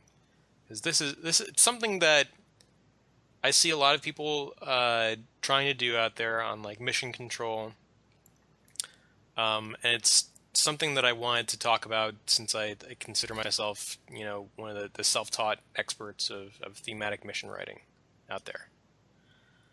I think there's basically 3 elements to a thematic mission, and that's story, squad building, and objectives. Maybe I should define what a thematic mission is in the first place. So I think there's a few types of games that people play in X-Wing. There's your standard 100-point 6-asteroid game, which is the vast majority of games that are played. There are games like Hunger Games and Mario Kart, which use the template of X-Wing rules, but they sort of take the game out of the Star Wars universe a little bit, and it sort of, in a way, it sort of de-skins the game. You are playing with the X-Wing mechanics, but you're not really playing. No one would believe that this happens in a Star Wars movie, right? Not exactly the way that you're playing. Yeah. Yep. And the other way to play is playing missions or scenarios that could realistically, air quotes, happen in the Star Wars universe. So these are things like this could be like another air quote historical scenario, like the attack on the trench run for the Death Star. Yeah. I know someone made a scenario for the final battle in Rogue One, where you're attacking the Shield Gate as the rebels. Things like that, things like you saw from the movies, and then you're trying to make a Star Wars scenario to recreate that on the tabletop. But you can also do, scare quotes, fictional scenarios where you essentially, write your own story. And that's kind of what we're doing for Gen Con, is we're building our own little Star Wars story, and then we're going to throw people into it on the Imperial side or the Rebel side to fight it out. And they're going to be fighting it out in these thematic missions that are built to be, have these additional rules, objectives layered into these missions, but it's also going to have the story underpinning all of that. And that's basically what I think a thematic mission is. It's the additional layers of the objectives and the it's a non-standard game that you play that's underwritten by some sort of Star Wars universe story. All right, so basically, I think we've got the 3 elements of a thematic mission. The first one is the story, and like I said, this could be the air quotes historical or air quotes fictional story underwriting this mission, and really what it's doing is giving you a reason to play that scenario. And what this does is, if you have like a really good story for your scenario, it can really add something to the game, because it adds tension and drama where there might not necessarily be any. There's always in any sort of X-Wing game that you play, there's always going to be like a winner and a loser. So there's always like a baseline level of drama there, right? Because you're trying to win and you're trying not to lose. But if that's where the drama stops, then it's not really a ton of drama. If the drama is if you win, the Rebel Alliance gets to live another day, and if you lose, the Rebel, the Death Star blows up the moon of Yavin, and all the rebels die. It adds some more drama. And, obviously, that's all fiction, but you can sort of drop yourself into that a little bit, and it does add something when there's meaning behind the game that you're playing. Just like how think back to the core skin of this game. It's a dogfighting game with a Star Wars skin on it, and we don't play all the mechanics of the game are that of a dogfighting game, but we're not playing a dogfighting game. We're playing a Star Wars game, right? And a lot of the reason that we got into this game was because it was a Star Wars game in the first place, and that's always been part of the excitement, is that you can make pew pew laser noises. You can put exactly. You can put the characters that you're familiar with on the table. You can bring ships from the movies and put them on the table, and you can sort of drop yourself into the universe a little bit. And it's fun to it's fun to play out things that you saw in the movies, or you could imagine in the universe. And that's why the story is important. And if you're writing a mission, this could be as short as a few sentences. Like the rebels are trying to attack an Imperial prison facility to break out captured rebels and to wreak havoc on the Imperials just generally by releasing a whole bunch of political prisoners and criminals and making the Imperials look bad. That's more interesting than just having a game where you just have the rebels versus Imperials, and there's just like a token on the table that you have to blow up, but you don't know what it is or why it's important. If it's just like a cargo container and your mission is to blow up the cargo container, why? Who cares if you blow up this cargo container or not? It's a more interesting story if you're blowing open the gates of a prison so that prisoners can escape and then cause an incite rebellion across the whole planet. It adds a certain something to the game to make it more interesting, and you can play around with that as you're playing the game. So I think that a good example of a basic story would be the Mission 1 Diplomatic Escort, where you're playing as the rebels escorting a sympathetic senator, and the Imperials are trying to destroy the shuttle, and you're trying to protect it. I think that's a... Dun, dun, dun. Yeah. That sounds familiar. I've heard that one before. It's like a fun mission. I'd like to play that mission. Yeah. And it makes sense in the Star Wars universe. You could see this happening, right? An example of a bad thematic mission, I think, would be... I don't think we've played this one. It's the mission where you are flying a TIE Interceptor, I think, that gets these various power-ups by flying near different parts of the map. And you can do things like increase your agility or increase your attack power by like adding these different like experimental components to your ship. It just doesn't. It's like the scavenger crane. I don't see. I don't understand how this works in the Star Wars universe.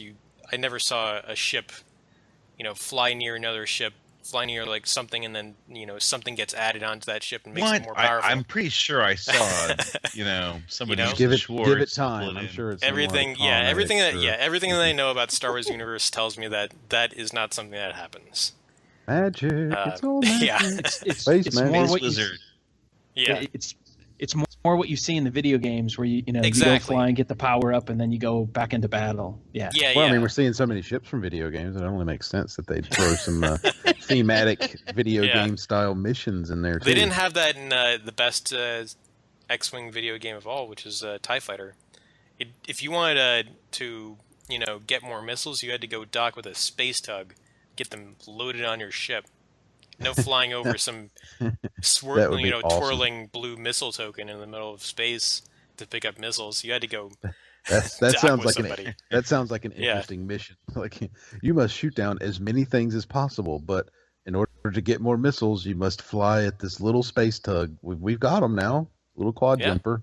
You must bump a quad jumper at some stage, and you get your missiles reloaded, and then off you go again.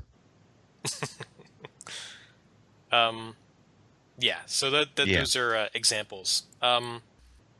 The second component of thematic missions is squad building.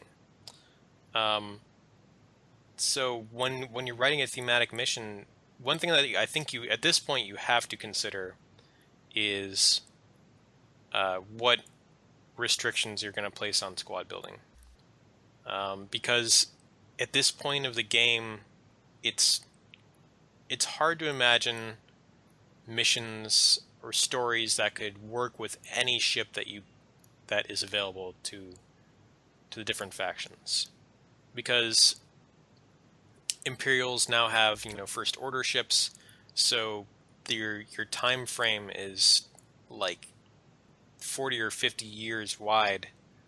Same goes for the Rebels with their Resistance ships. So if you have just a very, very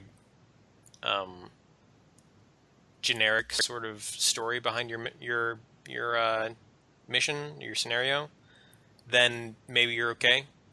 But I think that most missions are probably going to be set during like a rebellion period, or sort of like the classical Galactic Civil War period, or maybe in the future Episode 7 type era, where you only want Episode 7 ships, although I think we need a few more to really round that out. Otherwise, you could end up with, T-65s going up against First Order ships, and it probably wouldn't feel realistic, air quotes, because it's hard to imagine it really happening in the Star Wars universe. It sort of breaks you out of the universe a little bit, I feel like. You could probably justify it. You could say, oh, this is when the First Order is very new, they're just testing out the first few fighters, and they have these old X-Wings who are about to retire the next day, like only 5 days until retirement, and they just happen to run into these TIFOs. You're going to get me killed, Riggs. Yeah, exactly. Yeah. But I think that just even beyond that very baseline restrictions in terms of squad building, I think there's a lot you can do with it. And Biff was talking about this. I think that there's basically two ways you can approach it. You can either completely define what players have in their list, or you can restrict it. And I think the better way to restrict squad building is actually to, if you're trying to make a highly thematic mission, is to tell people what they can bring instead of what they can't bring. You know, limit it to a very small number of ships and upgrades. So, for example, if you're doing like a Death Star mission, maybe you could say that you know, you can bring X-wings or Y-wings, and you can give them any type of torpedo that you want, but no bombs. Y-wings have to be equipped with ion turrets in the BTLA-4 title, and any astromech you want. You know, I think that would be a good set of restrictions for a rebel force in a Battle of Yavin scenario. The real problem with removing all the restrictions from squad building is that I think that most scenarios at this point can't really guarantee that you're not going to end up in a broken scenario situation in the future at some point. You can probably build a scenario right now to be reasonably balanced with all the stuff that's in the game right now. Maybe not even, because you have, you know, TIE Phantoms out there, you have ships that break the deployment rules now, like Han Solo, Heroes of the Resistance Han Solo, who you can technically deploy pretty much wherever the hell you want. Just that one ship breaks like 20 scenarios without breaking a sweat. Especially like ones where, you know, the whole point of the scenario is to escape with one ship off a table edge somewhere. You could just boop, to do put them on that edge. Escape. Yeah, I'm gonna get to this point and just start on top of the container or whatever it is. You have a huge head start or something stupid. Yeah. So, you know, it's something that you have to think about. I think that probably the best way to lock in the balance is to have that 100% defined squad list. So an example of a way of a mission where this works like that is the first Sierra 90 mission, Sierra 90 campaign mission. I forget the name of it, but just the first mission in that campaign pack, where both sides have completely defined lists, and it's actually probably one of the most balanced missions in that campaign, just overall. The downside is that you don't have any fun building your squad because it's already built for you. So, you know, take that as you may. The bad example I have for that is pretty much all of the other CR90 campaign missions, and a lot of those they're these squad restrictions that don't seem to make much sense, or they still allow for, you know, abusive builds, like, and a lot of that has to do with, you mean like TIE Phantoms? Yeah, exactly. With ships that came after the campaign was released. So because there's no restrictions, don't laugh. because there's you know, and this is why I like exactly defined restrictions, where you don't ban things, but you tell players what they can take, because that doesn't change with future expansions. Yeah. If you say you can't take turrets, then that rules out all like turreted ships and stuff like that. But then like Dash Rendar comes with a cannon that acts like a turret and is effectively a turret, and he breaks your mission where you ban turrets, right? Yeah. But if you say you can only bring Y-wings and you can only give them torpedoes, then that never changes in the future. Okay, so don't ban TIE Phantoms. Just say you can only take TIE Phantoms under PS2. just all phantoms. Phantoms should just be erased from the game at all stages. but no, I follow what you're on, and it's always it's a hard line to follow. I guess through all the missions, and I always try and make these crazy analogies outside of it. So the two arguments you're coming from are kind of the two types of racing that I look at. So you have NASCAR. They have the this is what you can use rule. You can use this style of car, this big of an engine, this et cetera, et cetera. They tell you what you can use. In F1, Formula One, they go the opposite direction. They ban specific things. They say you cannot use X, you cannot use Y. And it creates, in a lot of ways, two totally different types of racing, where one side in Formula One, for example, the whole system is to game it, is really what it is. What can I get away with for as long as possible until they come and ban it? And that's really the tournament scene. That is X-Wing, it's tournament scene in a nutshell. What can I get away with under the current restrictions, and how long can I do it before they finally, oh God, we got to get rid of, or fix Manor, we got to fix the Emperor, for example. Or something new comes along. Or something new comes along that new technology, which is what they do. On the NASCAR side, they still try and get away with things, very much so, but it's so limited that those things are also limited. So right. You can. So in your example, you can only have Y-wings. They can only have a torpedo, or for example, that doesn't ban all torpedoes into the future. So there could be some crazy torpedo that really ruins that mission, but it limits that to a certain degree. And I'm on the same page as that, because what we ran into in the CR90 missions wasn't so much that there was a problem, it was that the two sides had completely different rule sets. The Imperial side was the Formula One. It just had the restrictions. You can't use X, can't use X. Right. And then the Rebel side was you have to have this. Like, this is all you're allowed to take. And so you were so limited in your choices.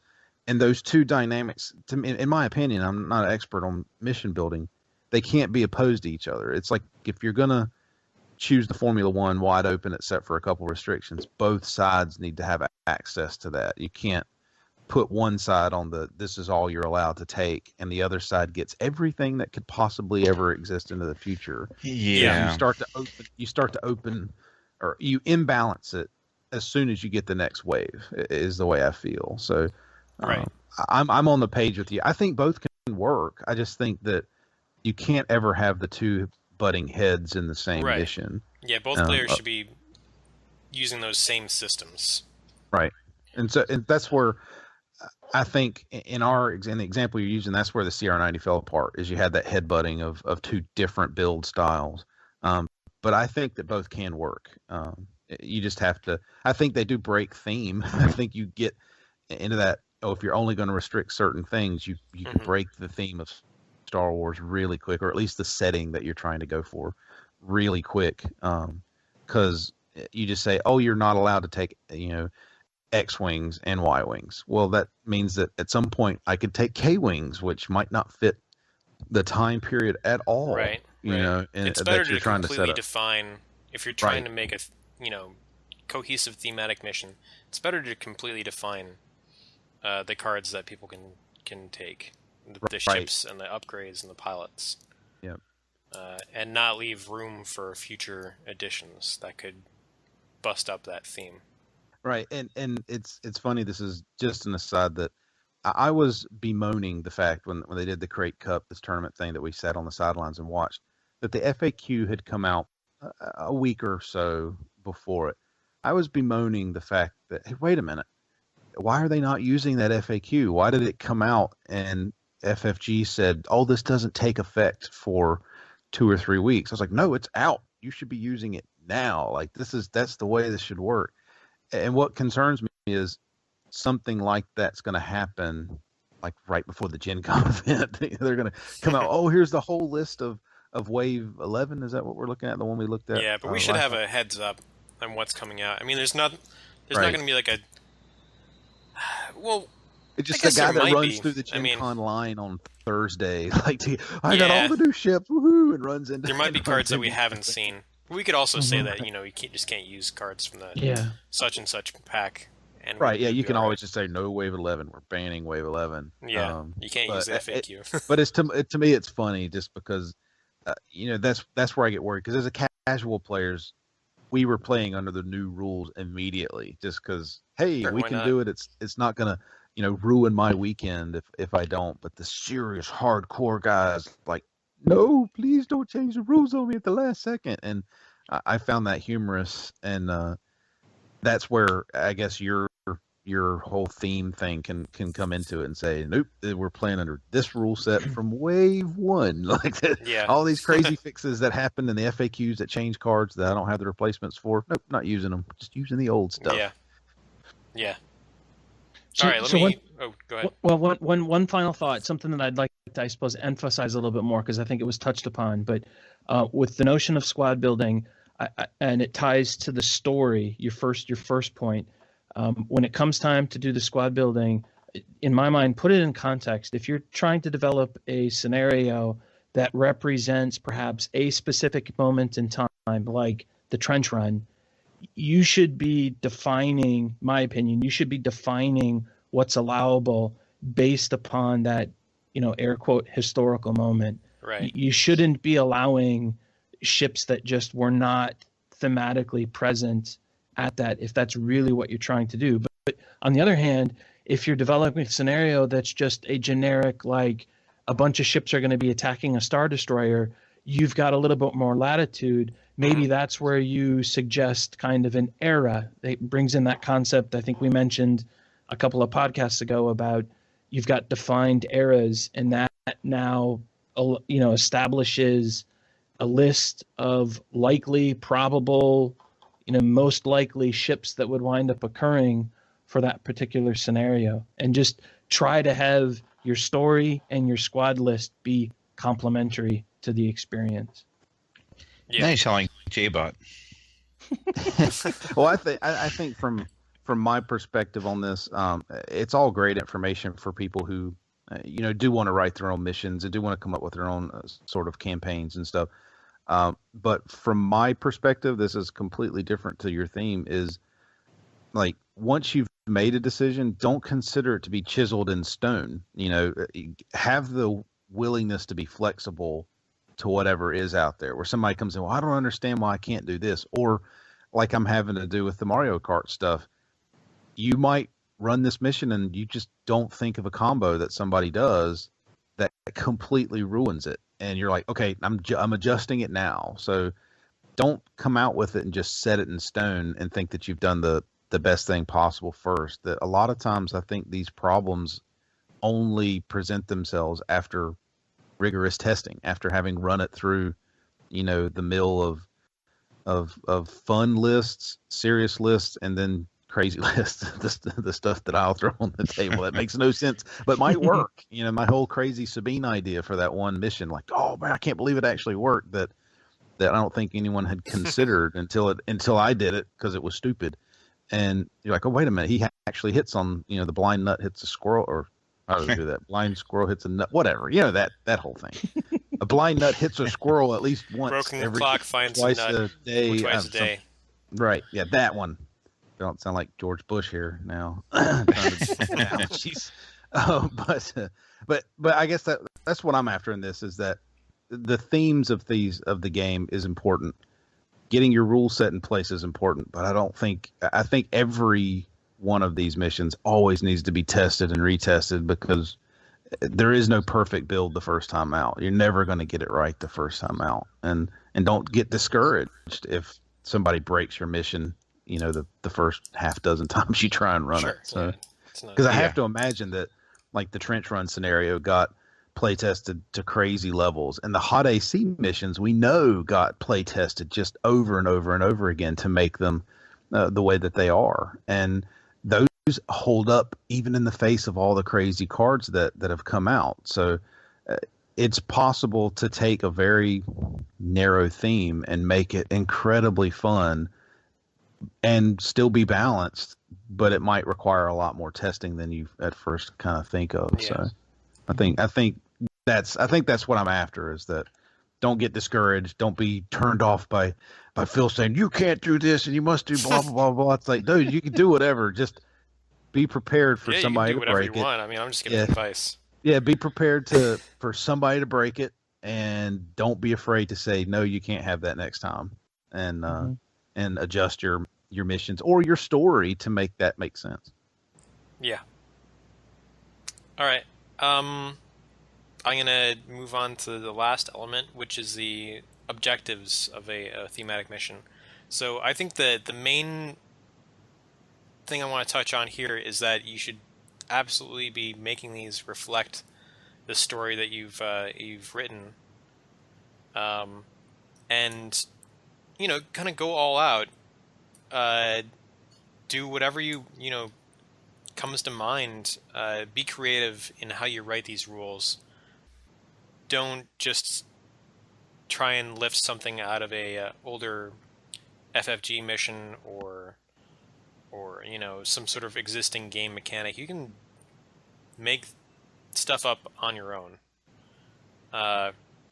So if you want to make, like, I don't know, 4 TIE Punishers and do a mission with them. That's just ludicrous. No one would ever do that. What? God.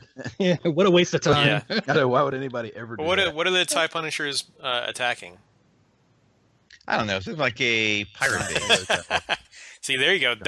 That's maybe what you're missing in that mission, if anything, is right. It's supposed to be a pirate base, isn't it? Yep. Okay, it's a pirate base. Yeah, so it's defined. You know what you're attacking. Oh, we beat Jim up about that every time. He's like, "Why can't I just bring a Star Destroyer in and blow it up?" And he's like, "No, there's mines in space that are blocking all this stuff." And he's like, "I'll come up with a reason." I'm like, "No, Jim, I must have a reason why I can't have my Star Destroyer now." Yeah. That's our running joke that actually is a support. It's a support ship. It's supposed to be there just to deliver these things, and we're like, but it doesn't make sense. It's actually how I designed the Rebel base for the Gen Con narrative. The concept for it was kind of built around forcing a sort of close quarters starfighter engagement instead of Imperials showing up with a Star Destroyer and blasting it. Yeah, right. It wouldn't be possible. There's always that. There's always that problem that you run across in all games that are this way. Being in away X 40K planner, like, it was always that, like, why wouldn't we just bomb them from space with our super giant capital ships? Yeah. Why am I putting millions upon millions of lives at risk when I could just bomb them from orbit? And most of theirs boiled down to, well, we don't want to destroy the infrastructure because we want to save that for use by us. It's a very simple reason, but it works. So Jim's idea of, they've heavily mined the area. As much as we pick on them, that might be all it takes for them to say, these are really bad mines that we want to stay away from. So it's because that's what you're using for the Gen Con. It's very similar. It's not mines. It's another form of mines in a way. Let's keep. Yeah. Guess the what I've the method that I've used to prevent the Star Destroyer scenario. Maybe you'll be right. It's not like super complicated. Yeah. So anyway, when you're designing the objectives in a mission, be extremely creative. Think about all the basic mechanics of the game. Think about all the different game components that you have access to. Think of creative ways that you can recombine those and switch them around. You can move ships around. You can take them off the board. You can add tokens to the board, take tokens off the board. You can hide information by using dials. So you could, like, for example, one of the things that I like to do for to build surprises into missions is force players to record decisions ahead of time. And then you reveal them later on. So imagine like a scenario where Imperials are attacking a pirate base and they don't know what kind of defenses the pirates have. They're pretty sure that the pirates are going to have some sort of defenses. So maybe the pirate player has the option of picking between a hidden defense turrets, minefield, or I don't know, like extra reinforcements or something that have like a pre-programmed hyperspace jump, so they can drop out of hyperspace in the middle of the enemy formation or something. You could make the pirate player take a dial and pick a 1-speed or a 2-speed or a 3-speed maneuver, and then put that somewhere.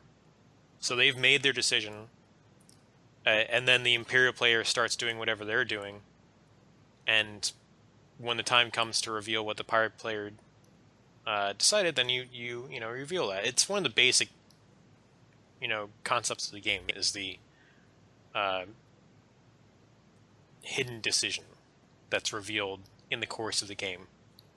Yeah. You can take that core mechanic of the game and apply it to a objective, an element of the mission that you created yourself. Stuff like that. That's just an example of something you can do. You can do a ton of stuff. They do a bit of this in Armada, I believe, where the two players have different but secret objectives, I think. Or am I thinking of a totally different game? Secret. I was trying to I thought there was one where it was like both players chose an objective, but the other player doesn't know what it is. So you could be like, oh, he must be trying to be defensive and take some point or do X. And so you play right into his hands because you don't know what his objective is and he doesn't know what yours is. Yeah, I'm not sure that's Armada. Armada has like a system for picking what mission you're going to play, and it matters like if you're the first player or the second player. But I don't think there's hidden objective information there. Right. I don't think it's secretive. Yeah. Obviously, you don't know what they're going to take ahead of time, but once you're actually at the game. Right. Yeah. Okay. So examples of interesting missions that reflect the story. So a good example is I think it's the Den of Thieves mission. This is the one that comes with the Millennium Falcon expansion pack. We reviewed this not too long ago. It's the one where the Imperial players are escorting these cargo containers that are moving towards the other end of the board, and the rebels have to like come in and like pick them up with one of their ships and then escape or whatever. I don't think they have to escape, but anyway, they have to come and steal cargo. I think that's like a good. I get two of them. Yeah, it's a fairly creative use of tokens and stuff, having these tokens that move on their own, like ships. It makes sense for the story of the mission, and you could see it happening in the Star Wars universe. You could see like rebels coming in to steal Imperial supplies, just swooping in and like mag clamping them to their ships or whatever. Scavenger crane does whatever the hell it wants to. Takes a cargo container and turns it into a proton bomb. Of course. Fires it halfway across the map. Magical.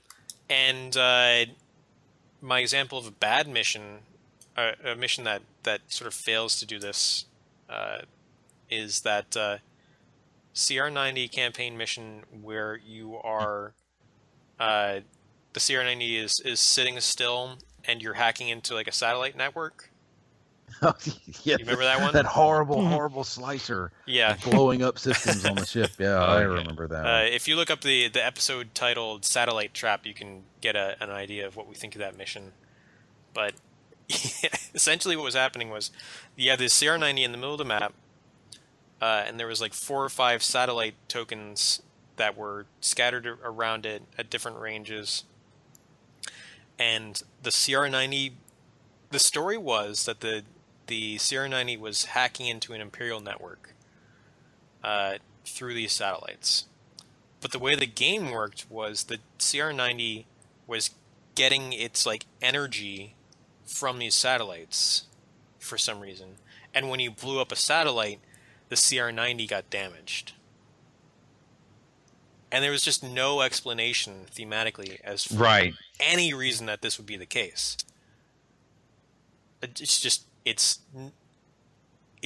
incomprehensible. Like, why? The slicer blew a toaster. I remember that. Yeah, like, and during your mission, you had a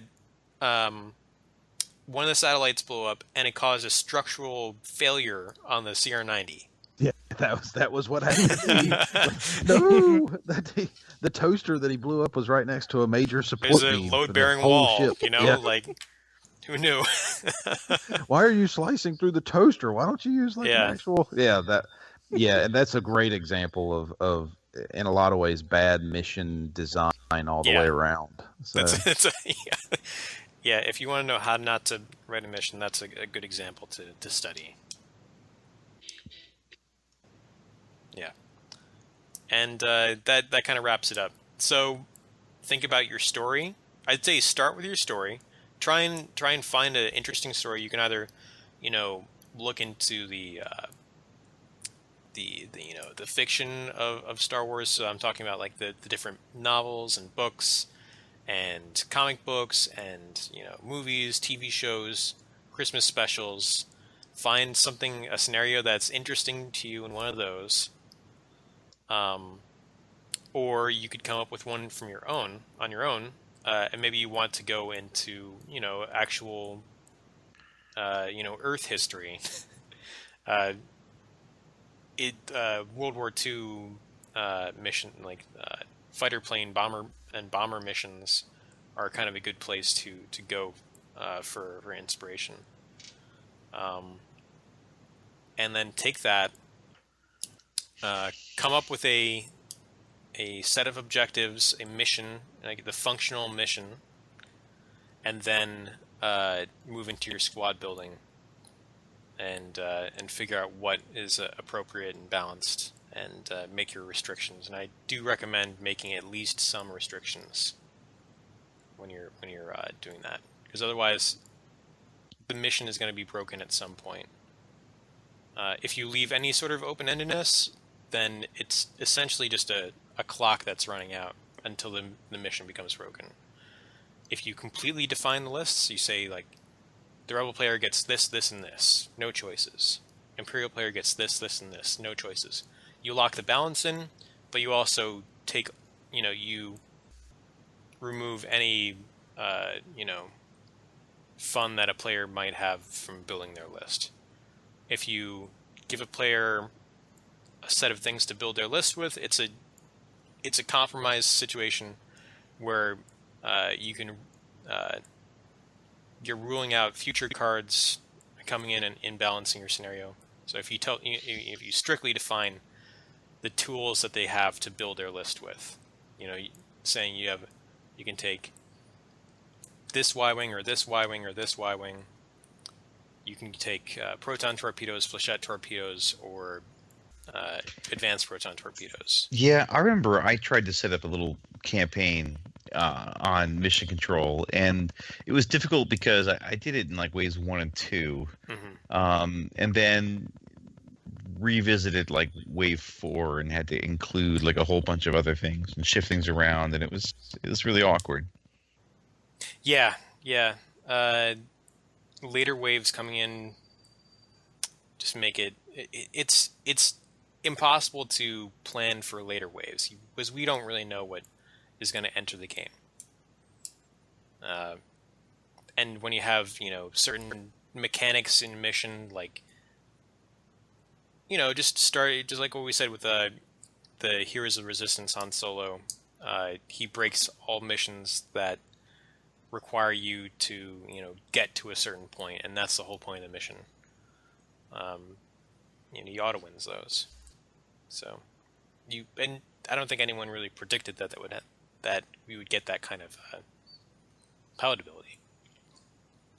So, and you can't be expected to predict every pilot that's going to come or every upgrade that's going to come and how it's going to interact with your mission.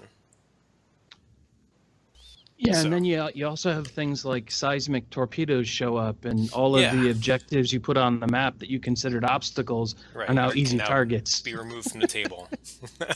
Yeah, it's not helpful. Well, one thing that I would like to kind of emphasize on item 3, the objectives and the game mechanics, the things that I have been playing with recently, a little bit of outside the box type thinking, One, I've really been enjoying utilization of special events that, you're rolling a die at some trigger, and there's a list of things that might happen. So it's a bit of a surprise effect, but it's somewhat known because it's a part of the scenario write-up. They just don't know what stuff they're going to encounter. The other thing that I've been experimenting with on a scenario that I'm still in the process of working with is, when you think outside the box, I'm actually developing a damage deck for one of the objectives that is on the board. So it's a base. It's got a damage deck, and I'm trying to work the cards that come up as a result of critical hits to the base that'll actually have an impact in the defenses of the base, the crew that might be on the base, or even the ships that are inside the base that are potential reinforcements that side would utilize. You get a critical hit, and all of a sudden one of the reinforcements that are still inside the hangar are now destroyed. So I'm trying to work that balance. So again, a little bit outside the box, with just trying to roll in a unique damage deck into the scenario to add a little flair to the mission. Yeah, that's a cool idea. Well, good. I love it. I love it all. Cool. Yeah, this is why casual is so great. You got all this stuff you can play with. Yeah, you can write your own rules, so you do whatever you want, essentially. Yes. All right. So that's it for my little segment here. It was good. It was a good job, Phil. Great. Thanks. Excellent. Yeah. So I think we probably have gone over our hour limit. Yes. Really? Just a smidge. Man, it flew by. I know. But I think it was a good episode. So I like, we've got a lot of good feedback on people who really enjoy the mission design segments. And I think it is good to help other people out there who are wanting to just kind of wing things and just kind of play things and make their own stuff up. And it's good to kind of get more out there. So I agree with that. Cool. Yeah, I mean, anything that I've learned is almost always from making a mistake and then thinking about why I made that mistake in the first place. So, it's not like I just sat down and came up with these out of nowhere. This is all, I completely agree. The things that I have learned the most about are my utter failures in trying to design a scenario. I find that to be a far more valuable and perhaps humorous experience than kind of cranking one out of the park on your first try. And it's the failures that actually kind of energize me, because now it becomes another problem that I got to tackle, and big surprise, I got to analyze a situation, and I totally get into that. I do my data charts and my data flows. As long as you're not doing like a play-by-play for every round, that's okay, he moved a 1 and he moved a 3 in the curve. Like, oh no, I got to take this out because of this move. Oh, that might be a little bit too deep of a dive on what went wrong. No comment. No. Yeah. No. But yeah, to Phil's point, the failures are definitely, in my opinion, the most valuable experience. So in a weird and twisted way, if you're out there trying to design scenarios to come up with something, you really want to look at the quote unquote failures as the best thing that can kind of happen, because I think that's where you're going to polish your skills, you're going to learn the most, and you're going to wind up with a much better product in the end. And you'll just be that much prepared for the next one that you go to tackle. Yeah, and you'll develop a critical eye for scenarios too. Once you have made a mistake and learn from it, you'll be able to identify the mistake in other scenarios before actually playing it out and, discovering it on the table. I will say example for my TIE Punisher mission. When the pirates had lots of 3 attack dice ships, it really unbalanced the game. So that in itself was something I had to, figure out. Yep, he's come a long way. I remember the first steps on that mission, and as crazy as it sounds, it now feels like it's very balanced, but just how far, like at what range the pirates start at, is almost the deciding factor now. It's like it's almost so balanced that like if you accidentally start them at range 4, let's say, instead of range 3, the whole scenario and powers shift because of the timing of when the two sides kind of meet. Yeah. And that's I mean it's come a long way. It really has come a long way from when it was like just a complete beat down one side or the other to now be so balanced on this kind of weird knife edge of don't make the mistake of this. If you make this mistake tactically, you're going to lose. And it's very good, and it's nice to see the development over time because it's not something I've ever tried to tackle, and I don't know that I ever really could, just because I don't have the critical eye. I don't have that that mindset. I just like to throw ships on the table and shoot each other. Since you've been making those Mario Kart tracks, I think you're probably developing more of it than you may realize. Mm-hmm. It's possible. I mean, you never know. That's a scary thought, though. A smart J-bot might be a dangerous J-bot. I don't know if we want that. We'll have to wipe your memory again. That's right. Like, when did J-bot get so good at tournaments? Oh, well, if you listen to the podcast from the early days all the way up to now, you'll realize that he's been slowly just taking in data, and then suddenly, boom, shows up on the tournament scene out of nowhere, rolling face after every game and laughing the whole time. But no, that's not going to happen. That's never going to see that. I suppose one parting comment, one final comment for me. And we didn't really touch on this, but when you're developing a scenario and you have people playtest it, you really do, as the designer, have to be open and accepting of all critique that you're going to get, whether you agree with the critique or not. You really do need to take it in, absorb it, think about it, not only out of just sheer respect for the people that are playtesting. Right.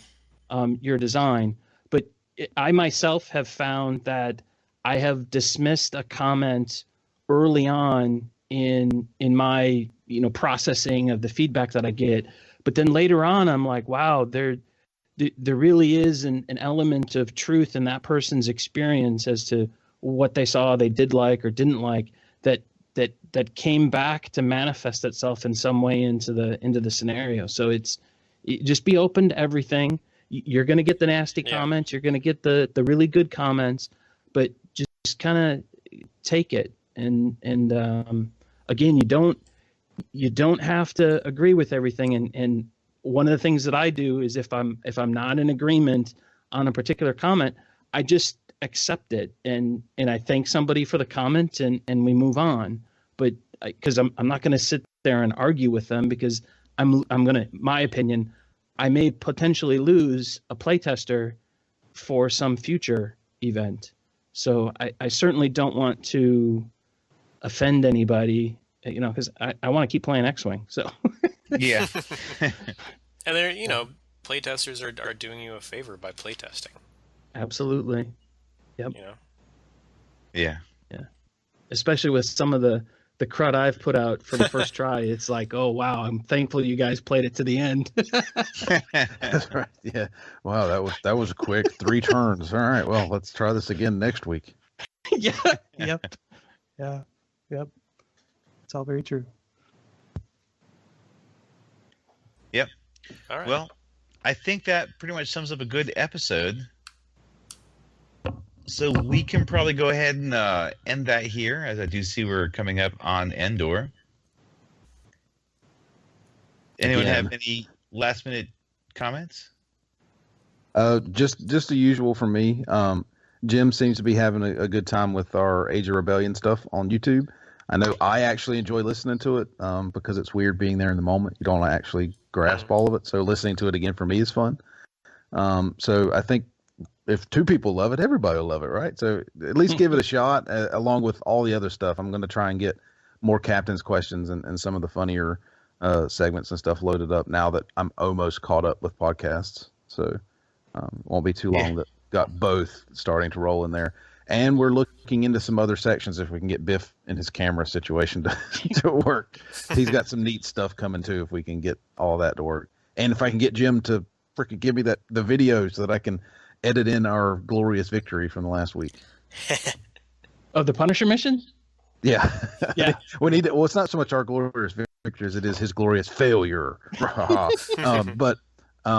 Yeah, we are working on more stuff. We're really trying to come up with more ideas and get stuff out there. I'm just really lazy. That's what it boils down to.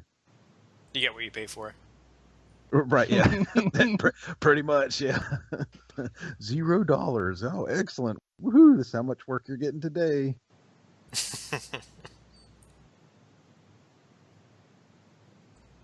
All right. I'll see if I can try to get you that video. But I think overall that's I might have to get it to you via thumb drive. So. Oh yeah, sure. It is a pretty large video. Yeah. Okay, cool. All right, everybody. Well, I think that that's a wrap for the episode, and look forward next week to the next one.